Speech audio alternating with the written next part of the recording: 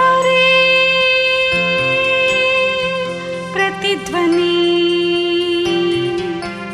ఇది క్రీస్తు యేసు ప్రేమధ్వని ఇది జగతిలో మ్రోగే సిలువధ్వని పిలుచుచున్నది ప్రతి వారిని వినుమా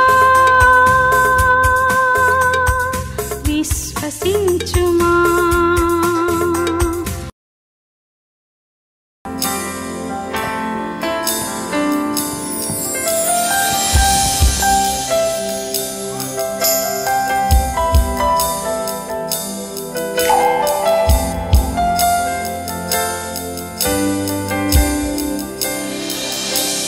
మహిమకు పాత్రుడా ఘనతకు అర్హుడా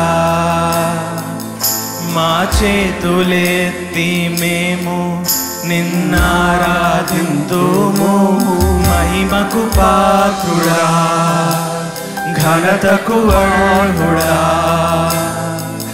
మా చేతులెత్తి మేము నిన్నారాధింతుము మహోన్నతుడా అద్భుతాలు చేయువాడా నీ వంటి వారు ఎవరు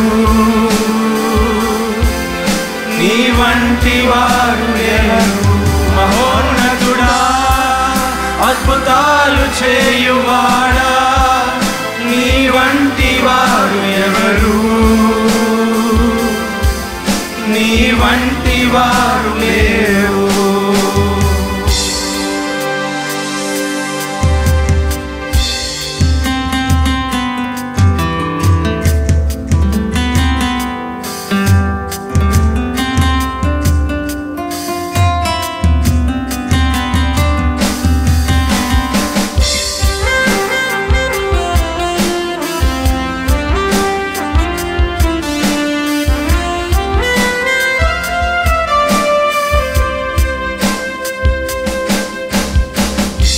స్తుతులకు పాత్రుడా స్తుతి చెల్లించెదం నీ నామమెంతో గొప్పది మేము ఆరాధింతుము స్తుతులకు పాత్రుడా స్తుతి చెల్లించెదం నీ నామమెంతో గొప్పది మేము ఆరాధింతుము మహోన్నతుడా అద్భుతాలు చేయువాడా నీ వంటి వారు ఎవరు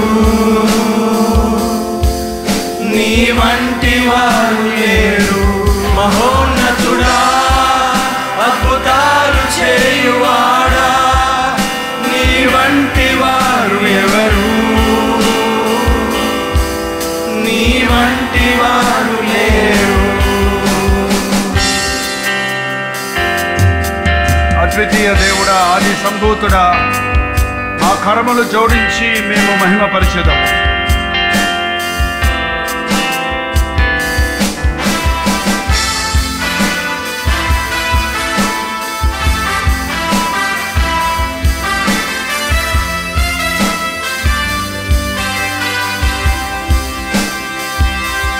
అద్వితీయ దేవుడా ఆది సంభూతుడా మా కరములను జోడించి మేం మహిమ పరచేయడం మహోన్నతుడా అద్భుతాలు చేయువాడా నీ వంటి వారు ఎవరు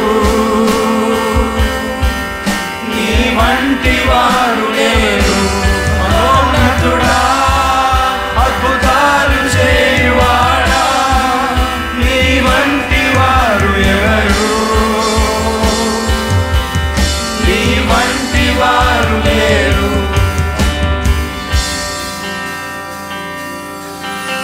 అందరూ లేచి నిలబడి పాడదామా చాలా అర్థవంతమైన పాట మన చేతులు జోడించి మన చేతులు ఎత్తి హావభావాలతో ప్రభువుని ఆరాధిద్దాం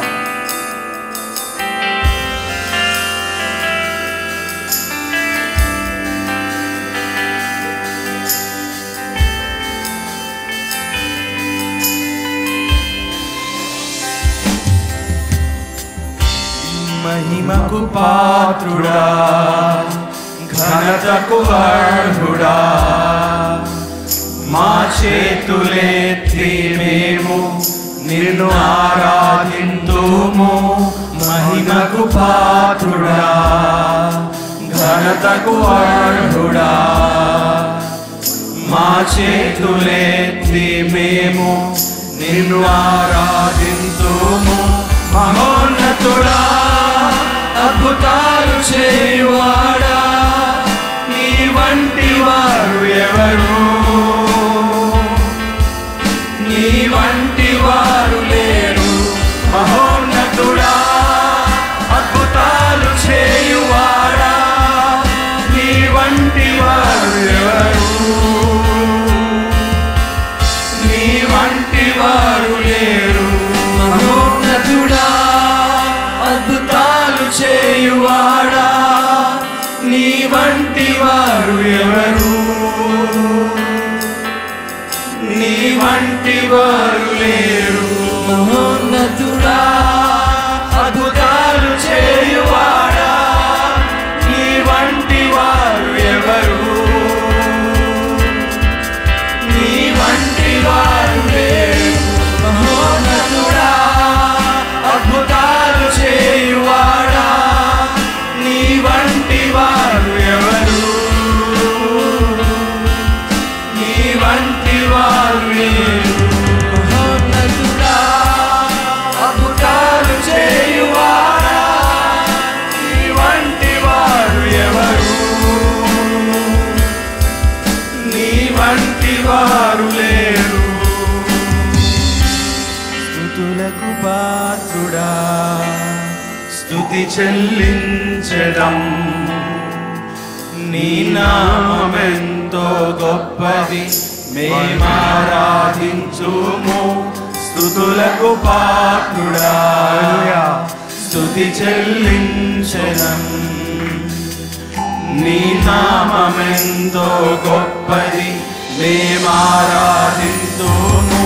మహోన్నతుడా, అద్భుతాలు చేయువాడా, నీ వంటి వారు ఎవరు? నీ వంటి వారు లేరు. మహోన్నతుడా, అద్భుతాలు చేయువాడా, నీ వంటి వారు ఎవరు? నీ వంటి వారు లేరు. మహోన్నతుడా, అద్భుతాలు చేయువాడా, నీ వంటి వారు ఎవరు? నీ వంటి వారు లేరు. అద్వితీయ దేవుడా, ఆది సంభూతుడా, మా కరములను జోడించి మేము మహిమా పరచేయం. అద్వితీయ దేవుడా, ఆది సంభూతుడా, ఆది సంభూతుడా, మా కరములను జోడించి మహిమపరచెదం. మహిమా పరచేయం. మహోన్నతుడా, అద్భుతాలు చేయువాడా, నీ వంటి వారు ఎవరు? నీ వంటి వారు ఎవరు? మహోన్నతుడా, అద్భుతాలు చేయువాడా, నీ వంటి వారు ఎవరు? నీ వంటి వారు లేరు. మహోన్నతుడా, అద్భుతాలు చేయువాడా, నీ వంటి వారు ఎవరు? నీ వంటి వారు లేరు. దేవుని స్తోత్రం. ఎవరెవరు ఎక్కడెక్కడి నుంచి చూస్తున్నారో లైవ్ చాట్లోకి వచ్చి మీ పేరు ఊరు టైప్ చేయండి.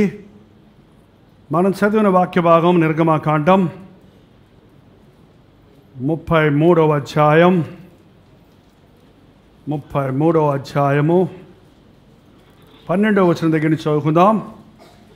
మోషే యెహోవాతో ఇట్లనెను, చూడుము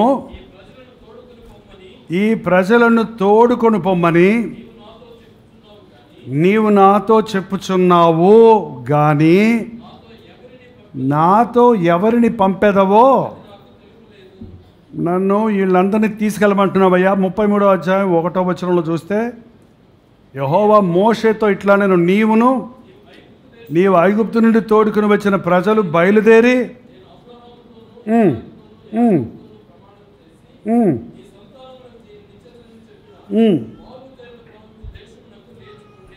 అక్కడికి పోండి అంటే తీసుకెళ్ళమంటున్నావు. మరి ఎవరిని పంపిస్తున్నావు మాతోటి? ఇప్పుడైతే వెళ్ళమంటే కార్లో వెళ్ళమంటారా, ఊబర్లో వెళ్ళమంటారా అని అడుగుతారు కదా. ఇప్పుడైతే మరి డబ్బులో, మరి మధ్యలో భోజనాలకి డబ్బులు ఎవరిస్తారు అని అడుగుతారు. ఆ వెళ్ళిన చోట భోజనాలు ఉంటాయా అని అడుగుతారు. కానీ మోషే ఇవన్నీ ముఖ్యం కాదు, నువ్వు ఉంటే అన్నీ ఉంటాయి. ఎవరిని పంపిస్తావు చెప్పు. మిఖాయేల్ని ఏమైనా పంపిస్తావా? మిఖాయేల్ ఎవరండి? మీ ఊర్లో ఉన్నాడా మైకిల్? ఇంగ్లీష్లో మైకిల్, తెలుగులో మిఖాయేల్. ఎవరండి ఆయన? యేసు ప్రభు చేసిన ప్రధాన దూతలలో ఒకడు. ఆయన పని ఏంటంటే యుద్ధం చేయటం, సైన్యాధిపతి అన్నమాట, పోరాడతాం సాతానుతో. లూసిఫర్ ఎవరో? మన ఫ్రెండే కదా అన్నాడు ఎవరో. లూసిఫర్ ఎవరండి? Choir leader. అందుకే క్వాయర్లో ఉన్నోళ్ళు జాగ్రత్తగా ఉండాలి. దేవుని ముందు నిలబడి తేజస్సుతో ప్రభు సన్నిధి సింహాసనాసీనుడు ప్రభు అక్కడ ఉంటే ముందు నిలబడి దూతలన్నిటినీ పాటలు వర్షిప్ చేయడానికి, ఆరాధన చేయడానికి నడిపిస్తున్న క్వాయర్ లీడర్, మెయిన్ దూత. ఆరాధనే ముఖ్యం, యుద్ధం ఉండదు పరలోకంలో. ముఖ్యం ఆరాధనే. అక్కడ వేరే ప్రార్థనలు ఉండవు. అక్కడ ప్రార్థన అక్కర్లేదు, ప్రసంగాలు అక్కర్లేదు, ఆరాధించడమే. కాసేపటిటప్పటికీ ఆ దూతలన్నీ దండం పెడుతుంటే నాకే పెడతానే అనుకున్నాడంట. ఎవరికి పెడుతున్నాడు? ఆరాధనతో అవన్నీ చూసుకొని నేను ఇంత పెద్ద వర్షిప్ లీడర్ని అయిపోయాను, ఇక నేనెందుకు ఆయనకి సబార్డినేట్గా ఉండాలి, ఆయనతో పాటు నేను కూడా సింహాసనం వేసుకుంటాను అనుకున్నాడు. అక్కడి నుంచి పాతాళానికి తోసివేయబట్టి మన ఫ్రెండ్ అయ్యాడు. ఎవరన్నాడు? మన ఫ్రెండా? ఎక్స్ ఫ్రెండా? బెస్ట్ ఫ్రెండా? ఒకప్పుడు వాడు ఫ్రెండు, ఇప్పుడు ఎవడో తెలిసేవాడికి మనకి విరోధి. ఎవరండి ఇప్పుడు? మీ విరోధి అయిన అపవాది. దేవుడు మన పక్షంలో ఉండగా మనకు విరోధి ఎవడు? పక్కోడు కాదు, ఎదుటోడు కాదు, ఇంకొకడు కాదు. ఎవడంటే ఒక్కడే, సాతాను విరోధి. నువ్వు సాతాను పక్షంలో ఉంటే నువ్వు ఎవరికి విరోధము? లోక స్నేహము, దేవునితో వైరం. అబ్బాబువ్వ కుదరదు. ఎవడును దేవునికిని సిరికిని దాసుడిగా ఉండనేరరు. గాబ్రియేల్ని పంపిస్తావా? అప్పటికి లూసిఫర్ పడిపోయాడుగా. మరి పడిపోతేనే ఆదాం దగ్గరికి వచ్చాడుగా. పోనీ గాబ్రియేల్ ఎవరు? ఇంకో దూత. గాబ్రియేల్ ఎవరు? వార్తాహరుడు.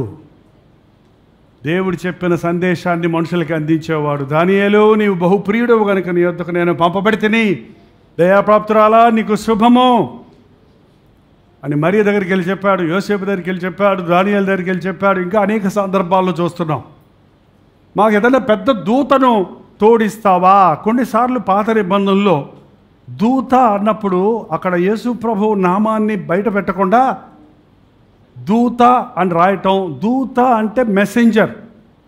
ఇంగ్లీష్లో ఏంటంటే దూత అంటే వార్తాహరుడు, అంటే దేవదూతే కాదు, అక్కడ కబురు తీసుకొచ్చేవాడు. మెసెంజర్, ఓ పోస్ట్ మ్యాన్ లాగా. కొన్నిసార్లు అక్కడ ప్రభువు కూడా ఓల్డ్ టెస్ట్మెంట్లో ఉన్నాడు. మీకు ఎంతమంది తెలుసో తెలీదు. ఆయన అనేక చోట్ల తాను ప్రత్యక్షపరుచుకున్నాడు. అది ఇంకో సబ్జెక్ట్ అవుతుంది, తర్వాత చూద్దాం. ఎవరిని పంపిస్తావు మాకు అని అడిగి,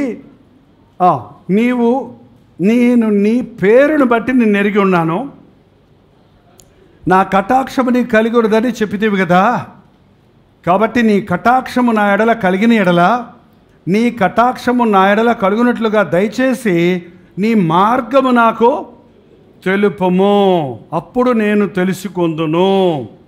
చిత్తగించుము, ఈ జనము నీ ప్రజలే గదా, నేను కాదు నడిపించేది, నువ్వు నడిపించు. ఈ జనం నా జనం కాదు. ఎవరి జనం? నా సంఘం అంటారు కొంతమంది. అప్పుడప్పుడు వచ్చుద్ది నా అనే మాట. నాకు కూడా నాలుగు కరుచుకొని మళ్ళీ దిద్దుకుంటా.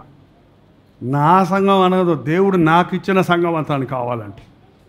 దేవుడు నాకు అప్పచెప్పాడు నన్ను లెక్క చెప్పమని కాపరిగా. ఎప్పుడు కూడా తమాషా ఆడుకోకుండా దేవుడి సేవ చేయటం. దేవుని సేవ చేయటం అనేది కత్తి మీద సాము లాంటిది అంటారు చూడండి. దేవునికి లెక్క అప్పచెప్పవలసిన వారిగా చేయాలి. దేవుని సన్నిధిలో మనుషులకు దేవుని మాటలు అందించాలి. మనుషుల బాధలు శ్రమలు దేవునికి తెలియజేయాలి. మెలకువగా ఉండి ప్రతి గొర్రెను కాపాడుకోవాలి, బలపరచాలి, స్థిరపరచాలి, కొత్త వారిని రక్షించాలి. మోషే ఒక భారమైన పనిని అప్పగించినప్పుడు దేవుడు తను ఎంత తగ్గించుకుంటున్నాడో చూడండి. ఒక గొప్ప దైవజనుడిగా దేవుని చేతుల్లో వాడబడ్డప్పటికీ, నువ్వు లేకపోతే నా సామర్థ్యం నా బలం చాలదయ్యా ఈ జనాన్ని నడిపించడానికి, నీ ప్రజలు కనుక నీవే నడిపించు. మరి ముఖ్యంగా నీ ప్రజలను నడిపించవలసిన మార్గాన్ని నాకు తెలియజేయి. There is a way to go. ఏంటండి, ఏ మార్గంలో వెళ్ళాలో దారి. ఇప్పుడు జీపీఎస్ పెట్టుకోండి. జీపీఎస్ఏనా? అది చెప్పుద్ది ఇప్పుడు దారి. నేను ఎక్కడెక్కడో తిరిగి, ఏ ఊరనేది మనం వెళ్ళింది? తాంబరం వెనకాల కొలుచూరు అనే ఊరికి వెళ్ళావు. సొందులు ఎట్లా తెలిసిరా బాబు అందరికీ స్థలం అనుకుంటే, అదిగో లింక్ పంపిస్తే చూపిస్తుంది. అది సందులు తిరిగి గొంతులు తిరిగి వెళ్ళి. ఇప్పుడు ఇంక దేవుడు ఎందుకు మనకి, దేవుడి సన్నిధి ఎందుకు మనకి? అయ్యో, నేను ఈ మెడ్రాసులో సైకిల్ మీద 4 మూలలు తిరిగాను సేవకు ఒకప్పుడు. ఆ సందులు గొంతుల్లో, ఆ పుల్లు తోటలో 3-4 సందులు ఉంటాయి. ఇందులోకి పోయి వెనక్కి వచ్చి, అందులోకి పోయి వెనక్కి వచ్చి, ఆ దిఢీర్ నగర్లో అప్పుడే కొత్తగా డెవలప్ అవుతుంది, దాని చుట్టూ తిరుగుతుండేవాడిని. అక్కడున్న ఇళ్ళ దగ్గర తెలుసుకునేవాడిని కాదు. ఎన్ని తిరుగులు తిరిగానో, నా పెట్రోల్ అంతా అయిపోయేది బండిలో. సైకిల్లో తిరిగినప్పుడు పంచర్లు అయిపోయి ఎత్తుకొని మోసుకొని వెళ్ళేవాడు. ఇప్పుడేంట్రా నాయన అంటే, బైక్ వేసి 2 నిమిషాల్లో సందులు గొంతులు తిరిగి అక్కడ వచ్చేస్తున్నాడు. ఎట్ట తెలుసయ్యా? నువ్వు ఎప్పుడైనా వెళ్ళావా? ఎప్పుడు వెళ్ళలా? ఎవడు చెప్పాడు? ఇంకా ఇంత వసతిగా ఉన్నప్పుడు ఇప్పుడు దేవుడు అవసరమా మనకి దారి చూపిస్తానికి? దారి చూపిస్తానికి దేవుడు అవసరమా?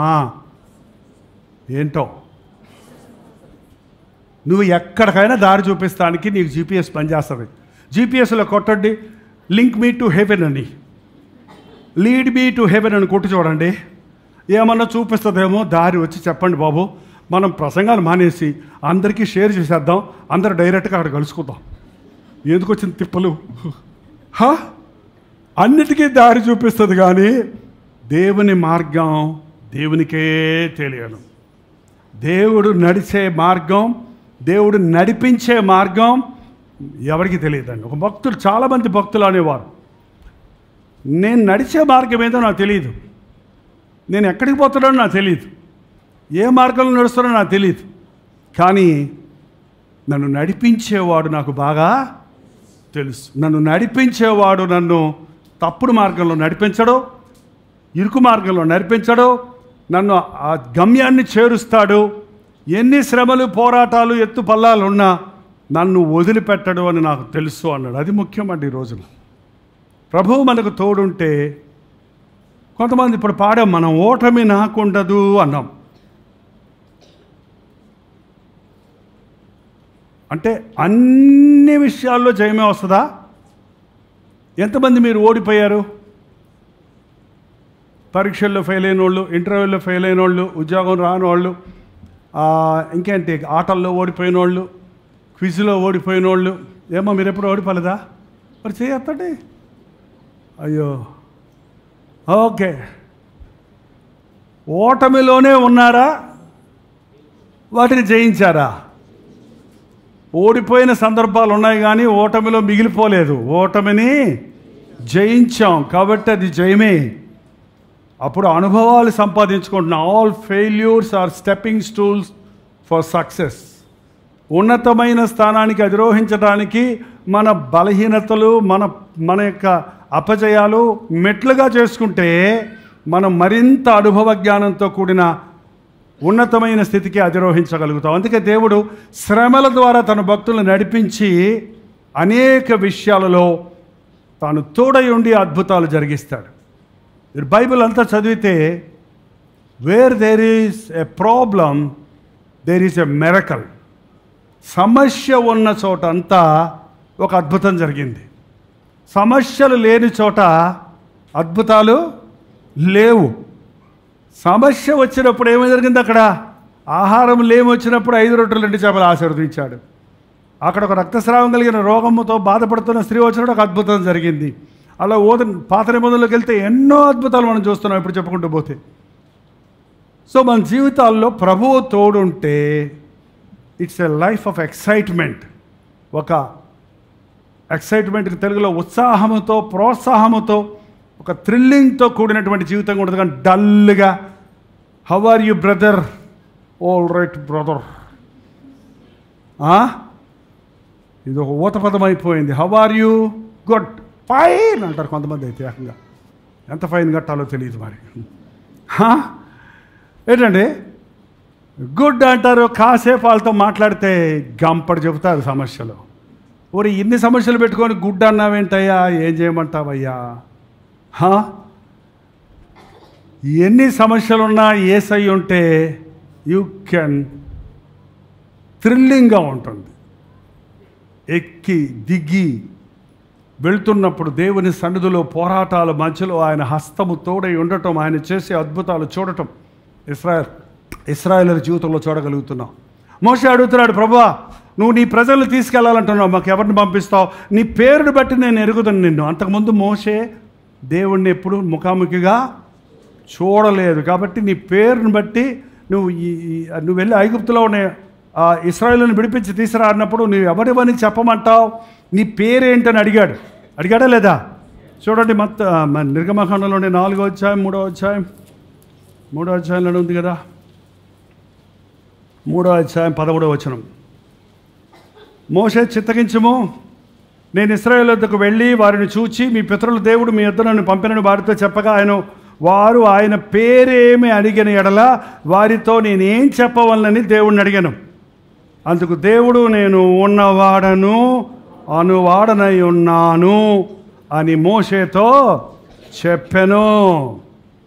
మరియు ఆయన ఉండువాడను మీ యొద్దకు నన్ను పంపెనని నీవు ఇశ్రాయేలులకు చెప్పవలను. ఉండువాడు, ఉన్నవాడు, నేను ఉన్నవాడను, అనువాడు, ఉన్నవాడు. ఇప్పుడు అడుగుతున్నాడు, మరి నీ పేరుని బట్టి నేను ఎరుగుదును, మరి నీ కటాక్షము నీ కలిగినతే నాకు నీ మార్గాన్ని తెలియచేయి, అప్పుడు నేను తెలుసుకుందును. చిత్తగించుము, ఈ జనము నీ ప్రజలే కదా. 14వ వచనం. అందుకు ఆయన, నా సన్నిధి నీకు తోడుగా వచ్చును, నీకు విశ్రాంతి కలుగజేసేదను. నా సన్నిధి నీకు తోడుగా వచ్చును. ఆ సన్నిధి అన్నది మందిరంలో మనం ఉన్నప్పుడు మన మధ్యలో ఉన్నదా లేదా అన్నది మీరేమన్నా అనుభవిస్తున్నారా? చాలాసార్లు మందిరంలో కూడా దేవుని సన్నిధి లేనప్పుడు అక్కడ ఒకలాంటి డిస్టర్బ్ ఆత్మ ఉంటుంది. అక్కడ మనుషులకు ఏకాగ్రత ఉండదు, అక్కడ హృదయాలు తాకబడవు. చెవులకు బాగుండొచ్చు మ్యూజిక్, అది పాటలు కూడా, హృదయం కదలదు. హృదయం కదలకుండా నువ్వు నాతో రావాలయ్యా అని అరుచుకుంటూ పాడుకోవటం వల్ల ప్రయోజనమే లేదండి.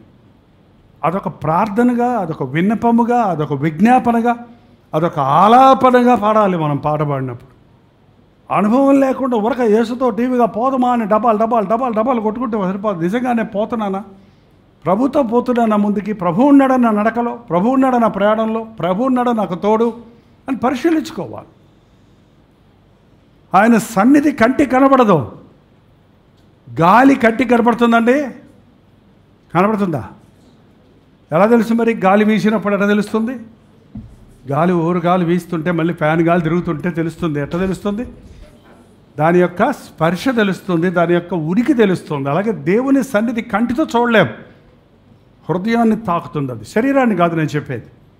ఇక్కడి నుంచి కదిపెట్టుకుంటూ వస్తుంది. పైనుంచి లోపలికి వెళ్ళే సంతోషం లోకంలో ఉన్నది, లోపటి నుంచి బయటకు వచ్చేది దేవుడిచ్చే సంతోషం, దేవుడిచ్చే కదలిక. గుండెలు కదిలిగి దాని ప్రభావం కళ్ళల్లో కన్నీరు రావచ్చు, నీ ఒళ్ళు జలధరించవచ్చు, నీ హృదయం ఉప్పొంగొచ్చు, నీవు దానిని నీ హావభావాల్లో నువ్వు కనుగొనగలుగుతావు. అది దేవుని సన్నిధి. మోషేకి ఒకటే ఆశ, దేవుని సన్నిధి చూడాలి, దేవుడు చూడాలనే ఆశ. ఆ కిందకి వెళ్తే 17వ వచనంలో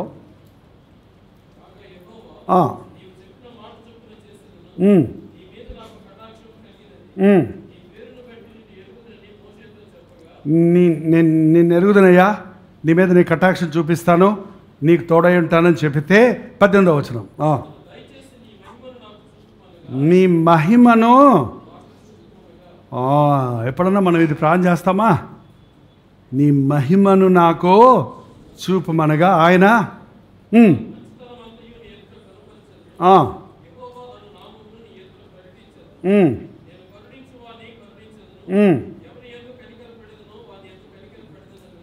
మరియు నీవు నా ముఖమును చూడజాలవు,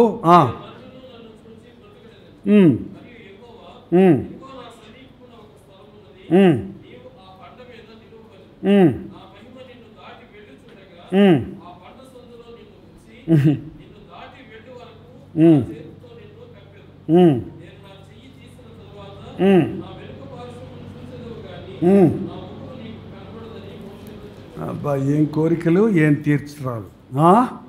నన్ను చూడలేవయ్యా. తేజోమేడున ప్రభువును నరుడు చూడలేడండి. ఏ నరుడు దేవుని ముఖము చూడలేడు. అందుకనే దేవుడు తాను రెడ్యూస్ చేసుకొని తన మహిమను విడిచిపెట్టి రక్తమాంసాల్లో పాలిభాగస్తుడై యేసుక్రీస్తు రూపంగా మన మధ్యకు వచ్చాడు. నన్ను చూచిన వారు నా తండ్రిని చూస్తున్నారు. ఆయన మనకు ఒక పారదర్శకంగా, అంటే ఆయన ఒక లెన్స్గా ఉన్నాడు. ఆయనలో తండ్రి అయిన దేవుణ్ణి చూడగలం. దేవుని యేసుక్రీస్తులో మనకు చూపించడం కొరకు ఈ లోకంలోనికి నరావతారుడిగా మనలాగా వచ్చి మన మధ్య నివసించాడు. మనం యేసుప్రభుని కూడా చూడలేదు. మనం చూసామా? ఆ టైంలో ఉన్నవాళ్ళు మాత్రమే చూశారు. మరి మనం చూసామా? మరి చూడకపోతే ఎట్లా నమ్ముతున్నారు? నేను చూడలేదు కానీ నా దేవుడు నాకు ఉన్నాడని తెలుసు. కోర్స్ నేను మారు మనసు పొందిన రోజు సెలవులో వేలాడుతున్న ప్రభువును చూశాను. ఆయన ముఖం ఎలా ఉందని ఈ మధ్య నన్ను అడుగుతుంటే, అవును నాకు ప్రశ్న మార్క్ వచ్చింది. ఎలాగుంది ఆయన ముఖం? ఈ లైట్లో నేరుగా ఆ లైట్లోకి చూసి ఎలాగుంది లైట్ అని చెప్పండి. నా కళ్ళు అయితే కనపడవు, మళ్ళీ చూస్తే కనపడవు. 50 వాట్స్ కాదు, 1,000,000 సూర్యుడు వెలుగు కలిగిన దేవుని ముఖం చూసినప్పుడు ఆ వెలుగు తప్ప మనకేం కనపడదు. రూపం కనపడద్దు, అంతే. ఒక రూపం కనపడద్దు, ఒక ఛాయలాగా. సిలువ రూపం కనపడింది నాకు. ఆయన ముఖం నేను చుట్ట కుదరదు. వెలుగులో నుంచి నేను సిలువ దర్శనాన్ని పొందాను. కల్వరి దర్శనం, కల్వరి, ఇవన్నీ. అందుకే నా బ్రతుకును మార్చి నా బండగుండని బద్దలు కొట్టి నాకు నా జీవితానికి గమ్యం చూపించిన ప్రభు కొరకు నా జీవితాన్ని సమర్పించుకున్న 1977 సంవత్సరం ఫిబ్రవరి 15వ తారీఖు ఆ రోజు నుంచి ఈ రోజు వరకు ఆ దర్శనము, ఆ దేవుని సన్నిధిని నేను అనుభవిస్తున్నా. సన్నిధిని పోగొట్టుకుంటే కొన్ని సమయాలు, కొన్ని క్షణాలు, కొన్ని రోజులు కూడా లేవు నా జీవితంలో. కొన్ని గంటలు ఎప్పుడైనా దేవుని సన్నిధి పోగొట్టుకుంటే అది తిరిగి పొందే వరకు ఆయనతో గోజాడటం, ఆయన సన్నిధిలో ప్రార్థించటం, ఆయన సన్నిధిలో నా హృదయాన్ని కుమ్మరించుకోవటం, ఆయనకి వ్యతిరేకంగా ఆయనకి బాధకరమైన విషయాలు ఉంటే దాన్ని సరిచేసుకోవటం నేర్చుకున్నాను. కాబట్టి దేవుని సన్నిధిలో కొనసాగలుగుతున్నాను. నన్ను విడనాడొద్దు ప్రభువా, నీవు లేని ప్రయాణం వద్దు, నీవు లేని సేవ వద్దు, నీవు లేని కార్యాలు ఏదేదో చేశారని చెప్పుకోవటం వల్ల ప్రయోజనమే లేదండి. మీరెవరో నాకు తెలియదు అంటాడు రేపు పొద్దున ప్రభు. మోషే ఆశపడ్డాడు. అంటే చెప్పాడు, నువ్వు కావాలంటే నా చేతితో కప్పుతాను, నేను వెనక భాగం చూడు అన్నాడు. కాబట్టి మోషే ఒక వ్యక్తిగా దేవుడు తనతో వస్తున్నాడు అని అనుకోలేదు, కానీ దేవుని సన్నిధి ఆయనతో వచ్చును, ఆయన సన్నిధి తోడుగా ఉంటే చాలు అని గుర్తించాడు. 14వ వచనం మళ్ళీ చదవండి ఇప్పుడు. అందుకే ఆయన, నా సన్నిధి నీకు తోడుగా వచ్చును, నేను మీకు విశ్రాంతి కలుగజేయుదునని మోషేతో చెప్పగా, మోషే ఏమన్నాడండి? నీ సన్నిధి రాని ఎడల. ఈ ప్రార్థన మనం ప్రతిసారి చేసే పనికి, చేసే ప్రయాణానికి ముందు చేసుకోవాలి. నీకెంత ఇష్టమైందైనా, నీకెంత ప్రయోజనకరమైంది నువ్వు అనుకున్నా, ఎంత లాభకరమైందని అనుకున్నా, ఎంత మంచిదని నీ దృష్టిలో నీవు అనుకున్నా, నీ సన్నిధి నాతో రాని ఎడల నన్ను తీసుకొని పోకుము. దేవుడు మనకు తోడుగా ఉండాలి అని ఎంతమంది ఆశపడుతున్నారు? దేవుడు తోడుగా ఉంటాడు అని ఎంతమంది నమ్ముతున్నారు? నిజమా? అలాగా? యెహోషువ గ్రంథం ఉందా మీ బైబిల్లో? యెహోషువ గ్రంథం 7వ అధ్యాయం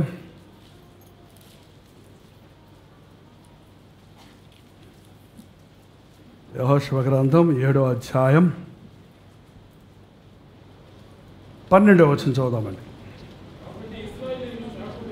కాబట్టి ఇశ్రాయేలీయులు శాపగ్రస్తులై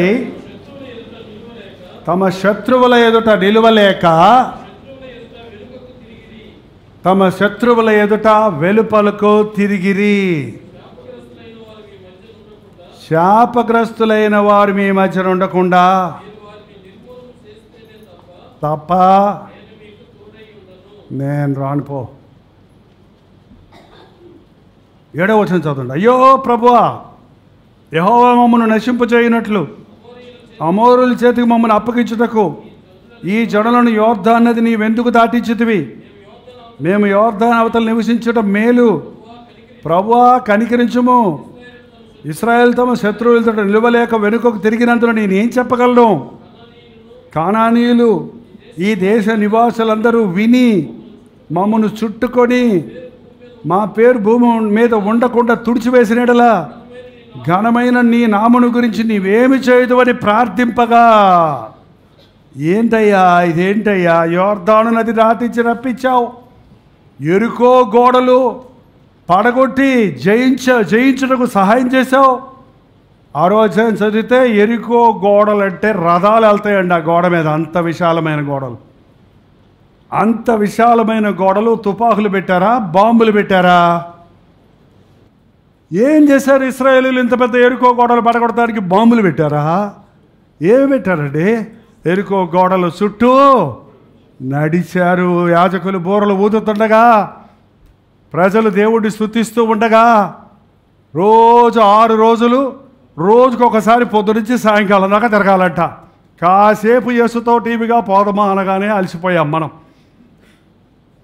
పొద్దునుంచి సాయంత్రం వరకు ఎరుకో గోడల చుట్టూ తిరగాలి, శబ్దం రాకూడదట. అన్ని లక్షల మంది నడుస్తున్నప్పుడు నాకు భలే ఆశ్చర్యంగా ఉందండి. కుర్చీలు శబ్దం రాకుండా లేవండి అంటేనే మనకు కుదరలా. పిల్లల తలలు పైన కూర్చోండి అంటేనే కుయ్యం అని ఎవరో ఒకళ్ళు అంటూనే ఉంటారు.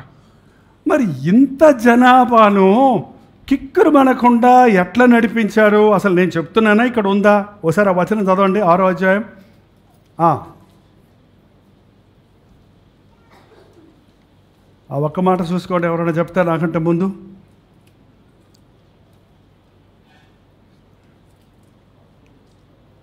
ఒక్క వచనమేనండి, శబ్దములు రాకూడదు, ముందు శబ్దం చేయకూడదు అనేది. 6:10 చదవండి.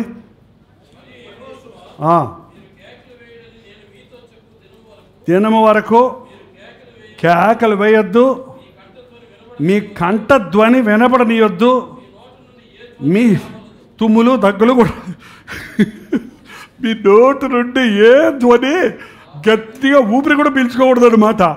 అబ్బా, నేను చెప్పినప్పుడే మీరు కేకలో, అప్పటిదాకా డిసిప్లైన్ అంత మరి ఎట్లా కుదిరిందో నాకు తెలియదు, కానీ అది కుదిరింది కాబట్టి ఎరుకో గోడలు ఏమైనాయి.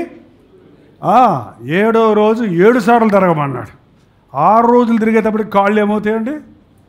నీలగిరి కొండలకు వెళ్ళేవాళ్ళం మేము. ఆ ఇరులా కొండ వాళ్ళకి కొన్ని మన వస్త్రాలు, మందులు, కొన్ని గిఫ్ట్లు ఇచ్చి రావడానికి. కొండలకి ఎక్కాలి, బాగా పైకి ఎక్కాలి, ఒక 6-7 గంటలు పడుతుంది ఒక చోటుకి వెళ్ళటానికి. మళ్ళీ ఆ అరణ్యంలో నుంచి దిగాలి. మన సహోదరులు మొదట్లో జాలీగా ఉంటుంది, ఎందుకంటే అది హిల్ ఏరియా, చెట్లు చేమలు భలే ఉంటాయి. ఈ చెన్నైలో చూసి స్లమ్స్, మురికులు, గబ్బులు, ట్రాఫిక్లు, బొగలు గీగలు చూసి అక్కడికి వెళ్ళిన తర్వాత ప్రశాంతమైన గాలి వస్తుంది. కొన్నిసార్లు మంచు అలా పట్టుకోవచ్చు అనమాట. మేఘాలు మన మీద నుంచి వెళ్ళిపోతుంటాయి, మేఘం అలా పట్టుకో తీసుకోవచ్చు, అంత ఇదిగా ఉంటుంది. భలే సంతోషంగా ఉంటారు మొదటి రోజు, రెండో రోజు. మూడో రోజు వచ్చేటప్పటికి నా కాలు రావటలా, పొద్దున లేచేటప్పటికి శవమైపోయామన్నయ్య, కాయి ఎత్తలేకపోతున్నా. మళ్ళీ మూటలు బతికెళ్ళాలన్నమాట మనం. ఆ మూటలు భుజాన్ని వేసుకొని వెళ్ళాలి, ఒకడు పాప భారంలాగా. మూటలు బట్టలు తీసుకెళ్ళి పంచేవాళ్ళం. ఆ మూటలు మొయ్యలేక వందనమును ఉంటే ఒక బ్రదర్ పరలోకం వెళ్ళిపోయాడు. ఇప్పుడు ఆయన, నేను ఇంత మూట మొయ్యలేకపోతున్నాను అన్నయ్య అన్నాడు. సబ్బులు ఉన్నాయి చిన్న ప్యాకెట్లో, చిన్న సంచిలో సబ్బులు ఉన్నాయి, ఆ చిన్న బ్యాగ్ మోస్తారన్నాడు. మూట బరువా, సబ్బులు బరువా? బ్యాగ్ చిన్నదే కానీ అదే బరువు. అది కాసేపు ఇස්සరు పడతా, ఎన్నాళ్ళ ముడిలేప ఉక్కది పెట్టాను, అక్కడ కూర్చుండిపోయేవాడు. ఏంటంటే మరి 6 రోజులు తిరిగాక అందరూ, పిల్లలు, ఆడవాళ్ళు, పెద్దోళ్ళు, సూర్యులు అందరు తిరిగారు. అక్కడ అందరు తిరిగారు. 7వ రోజు 7 సార్లు తిరగాలంట. అవుద్దా? అవ్వదు. దేవుడు తోడుంటే అవుతుంది. నన్ను బలపరచువాని యందు నేను సమస్తము చేయగలను. దేవుని సన్నిధి మన మీద ఉన్నప్పుడు, మధ్య ఉన్నప్పుడు నేను గమనిస్తాను, పిన్ డ్రాప్ సైలెంట్ ఉంటుంది. అంత దేవుని సన్నిధి బలంగా ఉన్నప్పుడు బ్యా అని ఎవరన్నా అన్నారంటే వాడు ఖచ్చితంగా సాతాను మనల్ని డిస్టర్బ్ చేయడానికి. ఇంత గట్టిగా మైకులో మాట్లాడుతున్న పాస్టర్ గారి మాటలు వినరేమో కానీ క్యా అన్నారనుకో ఎవరన్నా, అన్ని తలకాయలు ఎడచొస్తాయి, అటు వెళ్ళిపోతాయి. ఏమైపోయినప్పుడు దేవుని సన్నిధి పాడు చేయకండి, దేవుని ఆత్మను దుఃఖపరచకండి. 7 రోజులు తిరిగినప్పుడు అద్భుతంగా ప్రహరీలన్నీ కూలిపోయినాయి అండి. అన్ని అద్భుతాలు చేశాడు దేవుడు. నా సన్నిధి మీకు తోడొస్తుందని చెప్పాడు కదా. ఆయన సన్నిధి తోడొచ్చింది కాబట్టి అరణ్య మార్గంలో వాడు నడిపించిన విధానం చూస్తే, పగలు మేఘస్తంభం, రాత్రి అగ్నిస్తంభం, ఆకాశం నుండి మన్నా కురిపించాడు. వాళ్ళ కాళ్ళు వాయకుండా, చెప్పులు తెగకుండా దేవుని సన్నిధి మనకు తోడున్నప్పుడు అండి మనకు దీవెన ఉంటుంది. దీవెన అంటే ఎన్నో కలిగి ఉంటాయి కాదు, ఉన్నది ఉన్నట్టే ఉండటం, ఉన్నది బాగుండటం. 10 కార్లు ఉంటుంది దీవెన కాదు, కారు రిపేర్ రాకుండా ఉంటుంది దీవెన. అరే 3 నెలలకో సైకిల్ కొంటారు కొంతమంది, 6 నెలలకో చెప్పులు జత కొంటారు ఇంకొంతమంది, నెల చీర కొంటారు, అది చిరిగిపోయిందంటారు, ఇది ఎండిపోయిందంటారు, ఇది ఏమో చిన్నదైపోయింది, కూర్చుకుపోయిందంటారు. అదేందమ్మా, బట్టలు కొంటేసి ఉండవు ఆశీర్వాదం. ఎన్ని రోజులు ఉంటుంది మీ దగ్గర చొక్కా? 40 సంవత్సరాల చొక్కా కూడా నా దగ్గర ఉంది. 40 సంవత్సరాల చొక్కా కూడా ఉంది. 30 సంవత్సరాల కోట్లు కూడా ఉన్నాయి. మన తీసేసుకుందామని చూస్తే డబ్బాలాగా ఉన్నాయి, ఎంతలాగా ఉండేవాడిని అప్పుడు నేను. అబ్బా దేవా నీకు స్తోత్రమయ్యా. అందరూ ఉండగా లావు అవుతుంటాను, ఉండగా సైజు తగ్గిస్తున్నావు, శక్తిని ఇస్తున్నావు, నీకు వందనం అని చెప్తున్నాను. చిరగదు, పాడవదు. చాలామంది జీవితాల్లో ఆశీర్వాదాలు లేవు. ఎన్ని డబ్బులు వచ్చినా డబ్బులు లేవు అంటారు. చాలేదు నోటికి ఊతపదం అయిపోతుంది కొంతమందికి. దేవుడు ఆశీర్వదిస్తే లేదు అనే మాట లేదు. ఈ రోజు నుంచి మీ ఇంట్లో లేదు అనే మాట వదిలేయండి. పశ్చిమ గోదావరి జిల్లా వాళ్ళు చాలా మంచోళ్ళు. వాళ్ళు 7 అనరు, 7 పని 7 అనరు, 6 అంటారు. ఏంటంటే బియ్యం అయిపోయినాయి అనుకోండి, బియ్యం లేవు అనరు. ఏమంటారు తెలుసా? బియ్యం నిండుకున్నాయి అంటారు. ఏంటంటే బియ్యం నిండుకున్నాయంటే అర్థం ఏంటి? లేవని అర్థం అన్నమాట. మనం విశ్వాసంతో మాట్లాడినప్పుడు నీవు నిండుకున్నాయంటే నిండా అయిపోతాయి ఖచ్చితంగా. నీ నోటి నుండి దేవుడు ఆశీర్వాదపు వచనమే కానీ శాపవచనమో రానివ్వడు. తొట్టిలో పిండి తక్కువ కాలేదు, బుడ్డిలో నూనె అయిపోలేదు. ఆ దేవుడేనా మన దేవుడు? ఆయన తోడు ఉంటే, ఆయన ఆశీర్వాదం ఉంటే, ఆయన ఆశీర్వాదం లేనప్పుడు మీరు విస్తారంగా విత్తుతారు కానీ కొంచెమే కోస్తారు. ఎంత సంపాదించినా మీ జీవితం ఎలా ఉంటుందంట? చినిగిపోయిన సంచులు వేసినట్టు ఉంటుందంట. చినిగిపోయిన సంచులు వేసింది ఏముంటుందండి? చిల్లు ఉన్న కొండలో పోసింది ఏముంటుందమ్మా? ఒకటి బాగా ఆకలేస్తుందంట, పాపం డబ్బులు లేవంట, కడుపు మండిపోతుంది. అయ్యో 2 ఇడ్లీ తింటే బాగుండే అనుకుంటూ అటు చూస్తాడు 10 పైసలు గడపడ్డాయి. ఆ రోజుల్లో 10 పైసలు గొప్పలండి, ఇడ్లీ వస్తుంది. 10 పైసలు అని చూడగానే డబ్బులు జోడు వేసుకున్నాడు. ఇడ్లీ, సింగిల్ ఇడ్లీ తింటాం అనుకుంటూ 2 అడుగులు ఇంకో 10 పైసలు దొరికాయి. ఓహోహో డబుల్ ఇడ్లీ తిందాం. ఇంకో 2 అడుగులు వేస్తాడు, ఇంకో 10 పైసలు దొరికాయి. ఆడాడ సింగిల్ టీ కూడా కొడదాం. తీసి పెట్టుకున్నాడు. ఇంకో 10 పైసలు దొరికినాయి. అంతలో హోటల్ వచ్చేసిందో లోపలికి వెళ్ళాడు. ఫ్యాన్ అయ్యి అన్నాడు. 2 ఇడ్లీ, టీ, ఇంకేముంది, చట్నీ ఉందా, సాంబార్ ఉందా, అన్నీ పట్టుకురా, 2 పెట్టరా అనేసి మొత్తం తినేసాడు. బిల్లు ఇచ్చేసాడు. బిల్లు కౌంటర్ ఇప్పుడు కదా, కంప్యూటర్లు కాదు కదా, పేపర్ మీద రాసిస్తాడు. బిల్లు పెట్టుకొని కౌంటర్ దగ్గరికి వెళ్ళాడు. జేబులో చేయి పెడితే 4 ఏళ్ళు బయటకు వచ్చాయి. అదే 10 పైసలు వేసుకున్నాడు. పడింది. ఏంటండి కొంతమంది అంతే, ఎంత సంపాదించారు ఎటుపోయిందో తెలీదు. కొంతమంది చెబుతుంటారు, అన్నయ్య మా ఇంట్లో అందరూ సంపాదిస్తున్నాం ఇప్పుడు, అయినా కూడా 1 పైసా మిగలటం లేదన్నయ్య. మిగలకుంటే ఎక్కడికి పోతున్నాయమ్మా? ఏమైపోతున్నాయి? ఒక్కడి సంపాదనతో బతికావు ఒకప్పుడు, ఇప్పుడు 4 సంపాదిస్తున్నారు. ఇప్పుడు ఆశీర్వాదం లేదు అంటే దేవుని సన్నిధి, దేవుని తోడు మనకి లేదు. మాకింత జయం ఇచ్చావు, మాకు యోర్దాన్ని దాటించావు, ఎరుకో గోడలు పడగొడతానికి సాయం చేశావు. ఎరుకో జయించి వచ్చారంటే పక్కనే హాయి అనే ఒక చిన్న ఊరు ఉందంట. ఏ ఊరో? హాయి అనే ఊరు. అది చిన్న దేశమే. ఇంత పెద్ద ఎరుకో పట్టణాన్ని పడగొడతానికి సహాయం చేసిన దేవుడు ఈ చిన్న హాయి పట్టణాన్ని మనందరం ఎందుకు వెళ్ళాలి, ఇంతమంది జనాంగం వెళ్ళి దాని మీద యుద్ధం ఎందుకు చేయాలని చెప్పి కొంతమందిని వాళ్ళు సిద్ధపరిచారు. 4వ వచనం, కాబట్టి జనులలో ఇంచుమించు 3000 మందిని అక్కడికి వెళ్ళిరి కానీ వారు హాయి ఎదుట నిలవలేకపోయిరి. అప్పుడు హాయి వారిలో 36 మనుషులు హతము. హాయి వారిలో 36 మనుషుల్ని హతము చేసిరి.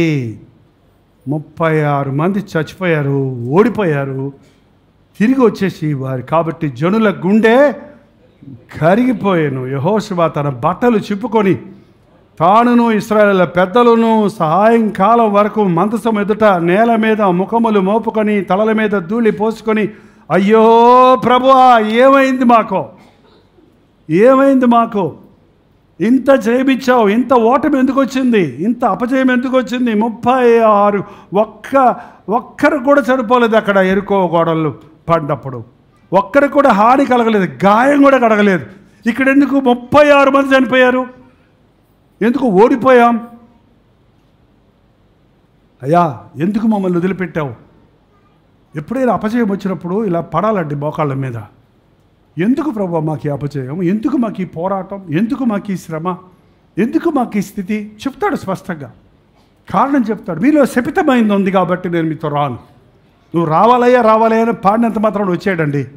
నువ్వు ప్రభుని తీసుకురావడానికి నువ్వు పెద్ద విఐపీని అవసరం లేదు. ప్రభు నీతో రావాలంటే నువ్వు ఆయనకి సకల వసతులు చేయాల్సిన అవసరమూ లేదు.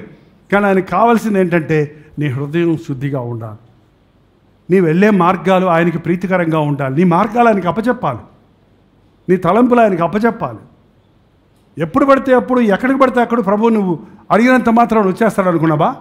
మీలో శపితమైంది ఉంది, అది మీరు తీస్తే కానీ నేను మీతో రాను, మీ మధ్య నేను ఉండను. అంతేకాదు మీరు మీలో శపితమైన దాన్ని తీసేస్తే కానీ మీరు ఎక్కడ నిలబడలేరు.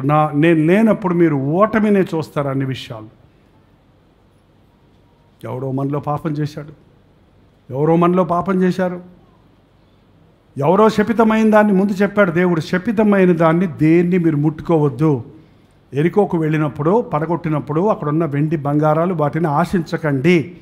వాటన్నిటి కాల్చివేయండి అని చెబితే అందులో మహానుభావుడు ఒక ఆయన ఉన్నాడు కదా, ఇంతకు పాట పాడారు కదా, ఎవరండి ఆయన? ఆకాను ఏం చేశాడట? చిన్న బంగారపు కమ్మి, ఒక మంచి షీనారు వస్త్రం, ఒక వెండి ముక్క తీసుకొని ఏం చేశాడు? గుడారంలో దాచిపెట్టుకున్నాడు. ఎవరో తప్పు చేశారు చెప్పండి, ఎవరో తప్పు చేశారు చెప్పండి అని నెత్తి నోరు కొట్టుకొని యెహోషువ ఏడుస్తుంటే, పెద్దలందరూ ఏడుస్తుంటే గుండు ముక్కలా కూర్చున్నాడు ఈ మనుషుడు. ఏడి బయటికి రావటంలో ఏమనుకొని ఉంటాడు చెప్పు. నేను ఒక్కడినేంటి, నాలాగా చాలామంది తీసే ఉంటారులే, నేను ఒక్కడిని తీసుకున్నానా? నేను చూసి తీసుకుంది ఎవడో చూడలేదు కదా. వారసని సీసీ కెమెరా రీవైండ్ చేశారంట. మరి ఈ రోజుల్లో అయితే సీసీ కెమెరా చాలు. మీరు ఆడ ఫోటో తీస్తుంటే నన్ను తీయొద్దు అంటున్నారంట కొంతమంది. వెళ్ళిపోతున్నప్పుడు తీయ్యా, వెనకాల ఈపు తీయ అని చెప్పా. నేను గుర్తుపెట్టేస్తాను. మీ ఈపు చూసి, మీ వెనకాల షేపు చూసి మీరు ఎవరో గుర్తుపెట్టేస్తాం. ఇంకెందుకు మెయిన్గా గేటు దగ్గరే పెడతారు అన్నట్టు, మేము మొఖం ఇట్టా కడపడద్ది బోతలాగా. అవును, ఎవరు వస్తున్నారు, ఎవరు పోతున్నారు, ఎవరు ఎప్పుడు వస్తున్నారు, ఎవరు ఎప్పుడు వెళ్తున్నారు అని కాపరి తెలుసుకోవద్దా? మీరు అనుకుంటున్నారు ఇంట్లో పడుకొని నిద్రపోతున్నారు అనుకోండి. లేదు లేదు లేదు లేదు, రాత్రి నుంచి తెల్లవారేదాకా ఒకటే ధ్యాస. దేవుని సేవను ఎలా పెంపొందించాలి, ఎన్ని విధాలుగా చేయాలి, ఎన్ని విధాలుగా రీచ్ అవ్వాలి, ఎంతమంది కోసం విజ్ఞాపన చేయాలి. గోత్రాలు చొప్పున వరుసన లైన్లో రప్పించాడండి మోషే. సెక్యూరిటీ చెక్, కింకింగ్ అనుకో అంతే, పట్టుకరా తీసిపోవాలి లోపలికి. ఏమంటాడా? ఈ చెక్కింగ్లు భలే తప్పించుకుంటారు. బూట్ లోపల పెట్టి ఊరనైనా పొట్టలో పెట్టుకొని మింగేస్తారంట కొంతమంది. ఎన్ని విధాలు కదా. అది దేవుని స్క్రూటినీ నుంచి ఎవరు తప్పించుకోలేడు. నా కనుదృష్టికి, ఆయన కనుదృష్టిలోంచి ఎవ్వరం తప్పించుకోలేదు. అక్కడ రాయబడింది, ఆకాను పట్టబడెను. ఆకాను పట్టబడను. చూడండి అక్కడ 7వ అధ్యాయంలోనే 18వ వచనంలో ఆకాను తర్వాత చెప్పండి. అప్పుడు ఆకాను పట్టబడను. 18 చివరిలో ఉంది, 19 చదువుదాం. అప్పుడు యెహోషువ ఆకానుతో, నా కుమారుడా, ఇశ్రాయేలు దేవుడైన యెహోవాకు మహిమని చెల్లించి ఆయన ఎదుట ఒప్పుకొని నీవు చేసిన దానిని మరుగు చేయక నాకు తెలుపమని నిన్ను వేడుకొనుచున్నానని. అయ్యో, పట్టబడినోడు చెప్పు తీసుకుని కొడతారు మనోళ్ళైతే. దొంగ పట్టబడ్డాడనుకోండి, పోలీస్ స్టేషన్ తీసుకెళ్తారు. అక్కడ ఉన్న చెట్టు కట్టేసి ఆడవాళ్ళు మగవాళ్ళు వచ్చి చీపురు కట్టలు తీసుకొని, చెప్పులు తీసుకొని, వాడి బట్టలు ఓడ తీసి డబాలు కొడుతుంటే బాబాయ్ బాబాయ్ బాబాయ్ అంటున్నాడు. చూసారా మీరు ఎప్పుడైనా? ఇట్లాంటి ఏం చేయాలి? 36 మంది చావుకు కారణం. ఇశ్రాయేల్ జనాంగం అంతా ముందుకు పోకుండా ప్రయాణానికి ఆటంకం. ఇంత భయంకరమైన ఉండి, అబ్బో మోసే నీకు దండం నాయనా, నాకు ఆ బుద్ధి కావాలి బాబు. ఏ బుద్ధి నాయనా? తప్పు చేసినోడిని నిన్ను నాకు తెలుపమని నిన్ను వేడుకుంటున్నానయ్యా, బతిలాడుతున్నానయ్యా, ఇప్పుడైనా నిజం చెప్పరా నాయన, ఇప్పుడైనా నీవు చేసింది ఏంటో చెప్పయ్యా అని మోషే బ్రతిలాడి. నువ్వు చెప్పటం వల్ల దేవునికి మహిమ వస్తుంది. నీ పాపం ఒప్పుకుంటే దేవునికి మహిమ వస్తుంది. నీ పాపం కప్పుకుంటే నీ శాపం నీ ఇంటి వారందరి మీదకి వస్తుంది. పట్టబడ్డాడు. అప్పుడు ఏం చెప్పాడు చూడండి, త్వరగా ముగించుకుందాం.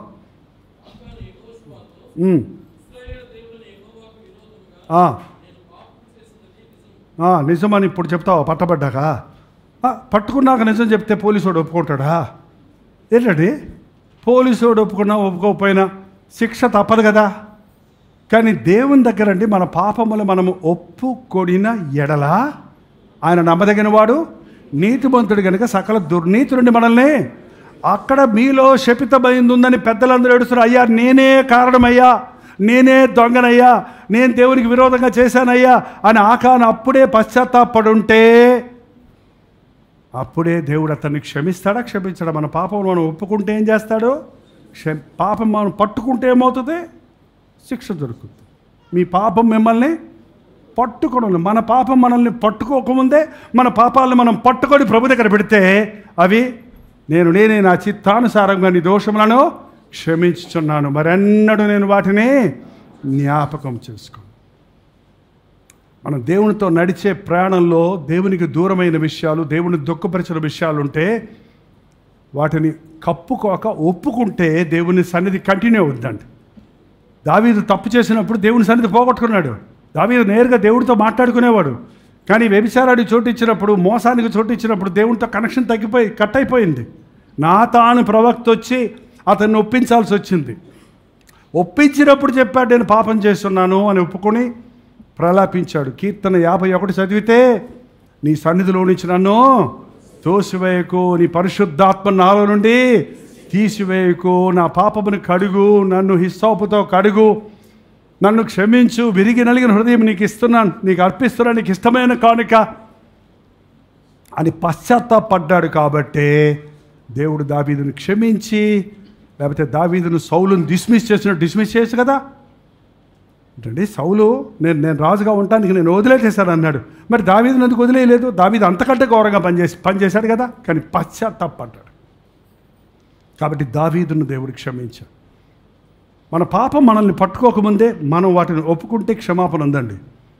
ఒకవేళ ఈ లోకంలో నిన్నెవడు పట్టుకోకపోయినా, ఈ లోకంలో నీ పాపం నీకు బయటపడకపోయినా, దేవుని తీర్పు రోజు మాత్రం మనకి ఎవరి సాక్ష్యాలతో అక్కర్లేదు. ప్రభు మన కళ్ళ ముందు మన చేసిన తప్పులన్నీ వరుసగా పెడతాడు. ఒకటే గుర్తుపెట్టుకోండి, దేవా నువ్వు నాతో రావాలి అన్నప్పుడు నీలో శపితమైనది ఉంటే, నీవు శాపగ్రస్తుడివైన వాటిని వెంబడిస్తుంటే, నువ్వు సాతాను మార్గాలను అనుసరిస్తుంటే, పాపపు మార్గాలను అనుసరిస్తుంటే, నీ సొంత మార్గాల్లో నీవు ఉంటుంటే, నీ దేహాన్ని అపవిత్రపరుచుకుంటుంటే దేవుడు నీతో ఉండడండి. నీతో రాలేడు. ఆయన పరిశుద్ధుడు.